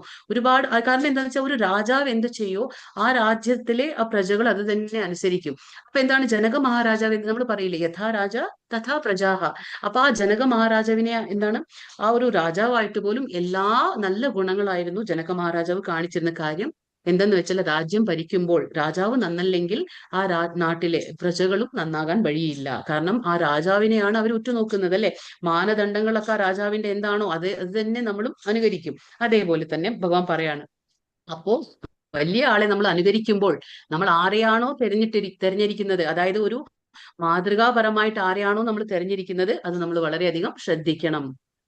ഇത് വീണ്ടും പറയുന്നു, നമേ പാർത്ഥോസ്മി കർത്തവ്യം ത്രിഷു ലോകേഷു കിഞ്ചന നാനവാപ്നാം അവാപ്തവ്യം വർത്ത ഏവ ച കർമ്മണി പാർത്ഥ. 3 ലോകങ്ങളിലും എനിക്ക് ചെയ്യേണ്ടതായിട്ട് ഒന്നുമില്ല. ഇതാരാ പറയുന്നത്? കൃഷ്ണ ഭഗവാൻ പറയാണ്, 3 ലോകങ്ങളിലും എനിക്ക് ചെയ്യേണ്ടതായിട്ട് ഒന്നുമില്ല. കാരണം ഭഗവാനാണ്. ഭഗവാൻ എന്താണ് പണിയുള്ളത്? ഭഗവാന് കർമ്മത്തിൽ നിന്നും ഭഗവാന്റെ കർമ്മമില്ലല്ലോ, ഭഗവാനെ ഒന്നും തന്നെ ബന്ധിക്കുകയില്ല. പക്ഷെ ബന്ധനമൊക്കെ നമുക്കാണ്. ഭഗവാൻ എന്ത് ബന്ധനം? ഭഗവാൻ ഒരു ബന്ധനവുമില്ല. പക്ഷെ ഭഗവാൻ പറയാണ് 3 ലോകങ്ങളിലും എനിക്ക് ചെയ്യേണ്ടതായിട്ട് ഒന്നും തന്നെ ഇല്ല. പക്ഷേ എനിക്കില്ലാതായിട്ടോ ആവശ്യമായിട്ടോ ഒന്നും തന്നെ ഭഗവാനില്ല. ഭഗവാൻ എന്തെങ്കിലും ആവശ്യമുണ്ടോ? ഇല്ല. എല്ലാത്തിന്റെയും സൃഷ്ടികർത്താവാണ് ഭഗവാൻ. ഭഗവാൻ ഒരു കുറവുമില്ല. ഭഗവാൻ ആത്മാരാമനാണ്. ഭഗവാൻ ഒന്നിന്റെയും ആവശ്യവും ഇല്ല. ഭഗവാൻ ഇല്ലാതായിട്ട് ഒന്നുമില്ല. ഭഗവാൻ നമുക്കറിയാലോ, പരിപൂർണനാണ് ഭഗവാൻ. എങ്കിലും ഞാൻ വിധിക്കപ്പെട്ട കർമ്മം ചെയ്തുകൊണ്ടേ ഇരിക്കുന്നു. ഭഗവാൻ പറയുന്നു, എങ്കിലും ഞാൻ ചെയ്യുന്നു. എന്തുകൊണ്ട് വിധിക്കപ്പെട്ട കർമ്മം എന്ന് ഭഗവാൻ പറയുന്നു? അതായത് ഭഗവാൻ നമുക്കറിയാം, ഭഗവാൻ ഇവിടെ ഭൂമിയിൽ വന്നപ്പോ ഭഗവാൻ ഒരു ഗുരുവിനെ സ്വീകരിച്ചു. എന്തുകൊണ്ടാണ് ഭഗവാൻ കാണിച്ചിരുന്നത്? അതായത് നമ്മുടെ ജീവിതത്തില് ഒരു ആധ്യാത്മിക ഗുരു നമുക്ക് ആവശ്യമാണ്. ആത്മീയമായ ജ്ഞാനം ആർജിക്കണമെങ്കിൽ നമ്മൾ പറഞ്ഞില്ലേ, ഭക്തിയോഗ അല്ലെങ്കിൽ ബുദ്ധിയോഗ എന്ന് പറഞ്ഞാൽ എന്താണ്? ഭഗവാൻ എങ്ങനെ പ്രാപിക്കണം എന്നുള്ള ജ്ഞാനം നമുക്ക് വേണം. അത് ആരിൽ നിന്നും കിട്ടും? ഒരു ഗുരുവിൽ ത്രൂ. അതായത് ഗുരു ഉണ്ടായിരിക്കണം നമ്മുടെ ജീവിതത്തിൽ. അവരാണ് നമുക്ക് ആത്മീയമായ ജ്ഞാനം നമുക്ക് തരുന്നത്. അപ്പൊ ഭഗവാൻ കാണിച്ചതാണ്. ഭഗവാൻ സ്വയം വന്നിട്ട് ഒരു ഗുരുവിനെ സ്വീകരിച്ചു. അതേപോലെ ശ്രീരാമനും സ്വീകരിച്ചു ഗുരുവിനെ, അല്ലെ? നമുക്കറിയാം, വസിഷ്ഠമുനി. അപ്പൊ എല്ലാവരും എന്തിനാണ് ഗുരുവിനെ സ്വീകരിക്കുന്നത്? അവതരിക്കുമ്പോൾ ഭൂമിയിൽ നമുക്ക് കാണിച്ചതാണ്. നമുക്ക് സ്വയം തന്നെ നമുക്കൊന്നും തന്നെ നേടാൻ കഴിയില്ല. ഗുരുവിന്റെ സഹായത്താൽ നമുക്ക് ഉയരാൻ കഴിയും. ഇവിടെ ശ്രീരാമന്റെ ഉദാഹരണം എടുക്കുമ്പോൾ, ശ്രീരാമൻ എന്താണ്? ഒരു നല്ല മകനായിരുന്നു, ഒരു നല്ല ജ്യേഷ്ഠനായിരുന്നു, ഒരു നല്ല എന്താ പറയാ ഭർത്താവായിരുന്നു. എങ്ങനെയാണ് ശ്രീരാമൻ ഒരു നല്ല മകൻ എന്ന് നമ്മൾ പറയുന്നത് വെച്ചാൽ, വനവാസത്തിൽ പോയപ്പോൾ ശ്രീരാമൻ എന്താണ്? ആ വനവാസത്തിൽ ഇരിക്കുമ്പോഴാണ് മനസ്സിലായത് സ്വന്തം അച്ഛന്റെ മരണവാർത്ത, അല്ലെ? ആ മരണവാർത്ത മനസ്സിലായപ്പോൾ ശ്രീരാമൻ എന്താ ചെയ്ത? ശ്രീരാമൻ ഭഗവാൻ എന്നും പറഞ്ഞു മിണ്ടാതിരുന്നോ? ഇല്ല. ശ്രീരാമൻ ആ പിതാവിന് വേണ്ടിയിട്ട് ശ്രാദ്ധകർമ്മങ്ങൾ ചെയ്തു. കാട്ടിൽ തന്നെ ആ ശ്രാദ്ധകർമ്മങ്ങൾ ചെയ്തു. എന്തിനാ ഇതൊക്കെ കാണിക്കുന്നത്? അതായത് നമുക്കൊരു മൂല്യമായ ഈ ശരീരം ആരാണ് തന്നിട്ടുള്ളത്? നമ്മുടെ അച്ഛനമ്മമാര്. അപ്പൊ നമുക്ക് തന്നിട്ടുള്ള ഈ ശരീരം, ഇന്നിപ്പോ നമ്മൾ ഇരുന്ന് ഭഗവാന്റെ കാര്യങ്ങൾ കേൾക്കുന്നു, നമ്മൾ എന്തെങ്കിലും ഭഗവാന്റെ വേണ്ടി ചെയ്യുന്നു, നമുക്ക് എന്തെങ്കിലുമൊക്കെ പ്രവർത്തിക്കാൻ പറ്റുന്നെങ്കിൽ അതൊക്കെ ആര് കാരണമാണ് ഉണ്ടായത്? അത് നമ്മുടെ അച്ഛനമ്മമാർ നമുക്ക് തന്ന ഈ ശരീരമാണ്, അല്ലെ? അപ്പൊ ആ ശരീരം നമുക്ക് എത്ര വിലപ്പെട്ടതാ. അപ്പൊ അത് തന്ന ആൾ, അല്ലെ? ആരാണ്? അച്ഛനമ്മ. അപ്പൊ അവര് മരിച്ചുപോയാലും നമുക്ക് അവർക്ക് ചെയ്യേണ്ട കടമകളുണ്ട്. അവർക്ക് വേണ്ടുന്ന ആ ശ്രാദ്ധ കർമ്മങ്ങൾ, ഉദക ക്രിയകളൊക്കെ നമുക്ക് ചെയ്തേ തീരൂ. അത് ഭഗവാൻ പോലും കാണിച്ചു തരാണ്, ഇങ്ങനെയാണ് ചെയ്യേണ്ടത്. ഓരോരുത്തർക്കും നിയത കർമ്മങ്ങളുണ്ട്. അതിൽ നിന്ന് ഒളിച്ചോടാൻ ആരെക്കൊണ്ടും പറ്റില്ല. ചെയ്യണം നമുക്ക്. അത്രയല്ലേ നമുക്ക് ചെയ്യാൻ പറ്റുള്ളൂ, അല്ലെ? എന്നിട്ട് ഒരു നല്ല ജ്യേഷ്ഠൻ എന്ന നിലയ്ക്ക് ഭരതനും അവർക്ക് എന്താ പറയുക, ലക്ഷ്മണനും ഭരതനും അവർക്കൊക്കെ ഒരു നല്ല ഒരു ജ്യേഷ്ഠനായിരുന്നു, ഒരു നല്ല ഭർത്താവായിരുന്നു. ആ സീതാദേവിയെ രാവണൻ അപഹരിച്ചപ്പോൾ ശ്രീരാമൻ എന്താ പറയാ, രാവണനോട് യുദ്ധം ചെയ്ത് ആ സീതാദേവിക്ക് എല്ലാ രീതിയിലുള്ള സംരക്ഷണം നൽകി. അപ്പൊ നമുക്ക് മനസ്സിലാക്കാൻ പറ്റും. അതേപോലെ കൃഷ്ണൻ ഇപ്പൊ അർജുനൻ എന്താ പറയാ, അർജുനൻ ഇത്രയും സംശയമായിട്ട് ഇങ്ങനെ നിൽക്കുമ്പോൾ ഭഗവാൻ പറഞ്ഞു കൊടുക്കുകയാണ്, നല്ല രീതിയിൽ അർജുനനെ നയിക്കുകയാണ്. എന്തിനാ? ഭഗവാൻ യുദ്ധത്തിന് പ്രേരിപ്പിക്കുകയല്ല. ഭഗവാൻ എന്തുകൊണ്ടാണ് ഭഗവാൻ യുദ്ധത്തിന് പ്രേരിപ്പിക്കുന്നത് അവിടെ എന്ന് വെച്ചാല്, ധർമ്മം ജയിക്കണം, അധർമ്മം ജയിക്കാൻ പാടില്ല. അത് നമുക്ക് കാണിച്ചു തരാണ് ഭഗവാൻ. ഈ ഭഗവത്ഗീതയിൽ നിന്ന്, കുരുക്ഷേത്ര യുദ്ധത്തിൽ നിന്ന് നമുക്കൊക്കെ എന്താണ് പാഠം? നമ്മൾ എന്താ മനസ്സിലാക്കേണ്ടത്? അതായത് ധർമ്മം എപ്പോഴും ജയിക്കണം, അധർമ്മമല്ല ജയിക്കേണ്ടത്. അപ്പൊ അവിടെ ഒരു ഹിംസ ആവശ്യമാണെങ്കിൽ അവിടെ ഹിംസ നടക്കുകയാണ്. അവിടെ അത് യുദ്ധമാണ്. കാരണം നമുക്കറിയാം ദുര്യോധനന്റെ സ്വഭാവം, അല്ലെ? എത്രയൊക്കെ സ്വയം ഭഗവാൻ ചെന്നിട്ട് ചോദിച്ചിട്ട് പോലും ദുര്യോധനൻ ഒരു തരത്തിലും ഒരു മുട്ടുസൂചി കുത്താനുള്ള ഇടം പോലും ഞാൻ തരില്ല എന്ന് പറയുമ്പോൾ അപ്പോഴാണ് ഒരു യുദ്ധത്തിന്റെ അവിടെ ആവശ്യം വരുന്നത്, അല്ലെ? അവർക്ക് ഒരു ഗ്രാമം കൊടുക്കാൻ പറഞ്ഞിട്ട് പോലും കൊടുക്കുന്നില്ല. അപ്പൊ അത്രമാത്രം സ്വാർത്ഥ മനോഭാവം. അവിടെ അധർമ്മമാണ്. എന്ത് ചെയ്തിട്ടും ഞാൻ ആ അധർമ്മത്തിൽ എനിക്ക് രാജ്യം ഭരിക്കണം എന്നുള്ള ആ വാശി, അത് ജയിക്കരുത്, അല്ലെ? അത് അധർമ്മമാണ്. കാരണം അങ്ങനെയാണ് ഭഗവാൻ കാണിച്ചു തരാണ്. ഓരോ രീതിയിൽ നമുക്ക് ഭഗവാൻ കാണിച്ചു തരാണ്. ഇതും വളരെ ഇമ്പോർട്ടന്റ് ആയിട്ടുള്ള ശ്ലോകമാണ്. പ്രകൃതി ക്രിയമാണാനി ഗുണൈഃ കർമാണി സർവശഃ അഹങ്കാര വിമൂഢാത്മാ കർത്താഹമിതി മന്യത്തെ. മിഥ്യാഹങ്കാരത്തിന്റെ പ്രഭാവങ്ങൾ മോഹിതനായ ജീവാത്മാവ് താനാണ് കർമ്മങ്ങൾ ചെയ്യുന്നതെന്ന് ചിന്തിക്കുന്നു. വാസ്തവത്തിൽ പ്രകൃതിയുടെ 3 ഗുണങ്ങളാണ് ഇവ നിർവഹിക്കുന്നത്. അപ്പോഴെന്താണ് നമ്മളിപ്പോ സ്വാഭാവികമായിട്ട് നമ്മളൊക്കെ എന്താ വിചാരിക്കുക? മിഥ്യ അഹങ്കാരം. എന്താണ് മിഥ്യാഹങ്കാരം? ഞാൻ നേരത്തെ തന്നെ പറഞ്ഞിരുന്നു. അതായത് ഞാൻ ഈ ശരീരമാണ്, ഞാൻ ഈ കാണുന്ന, നമ്മളിപ്പോ സ്ത്രീ ആണെങ്കിലും പുരുഷനാണെങ്കിലും ഞാൻ എന്ന് വിചാരിക്കുന്ന ഈ ഞാൻ എന്ന് പറയുന്ന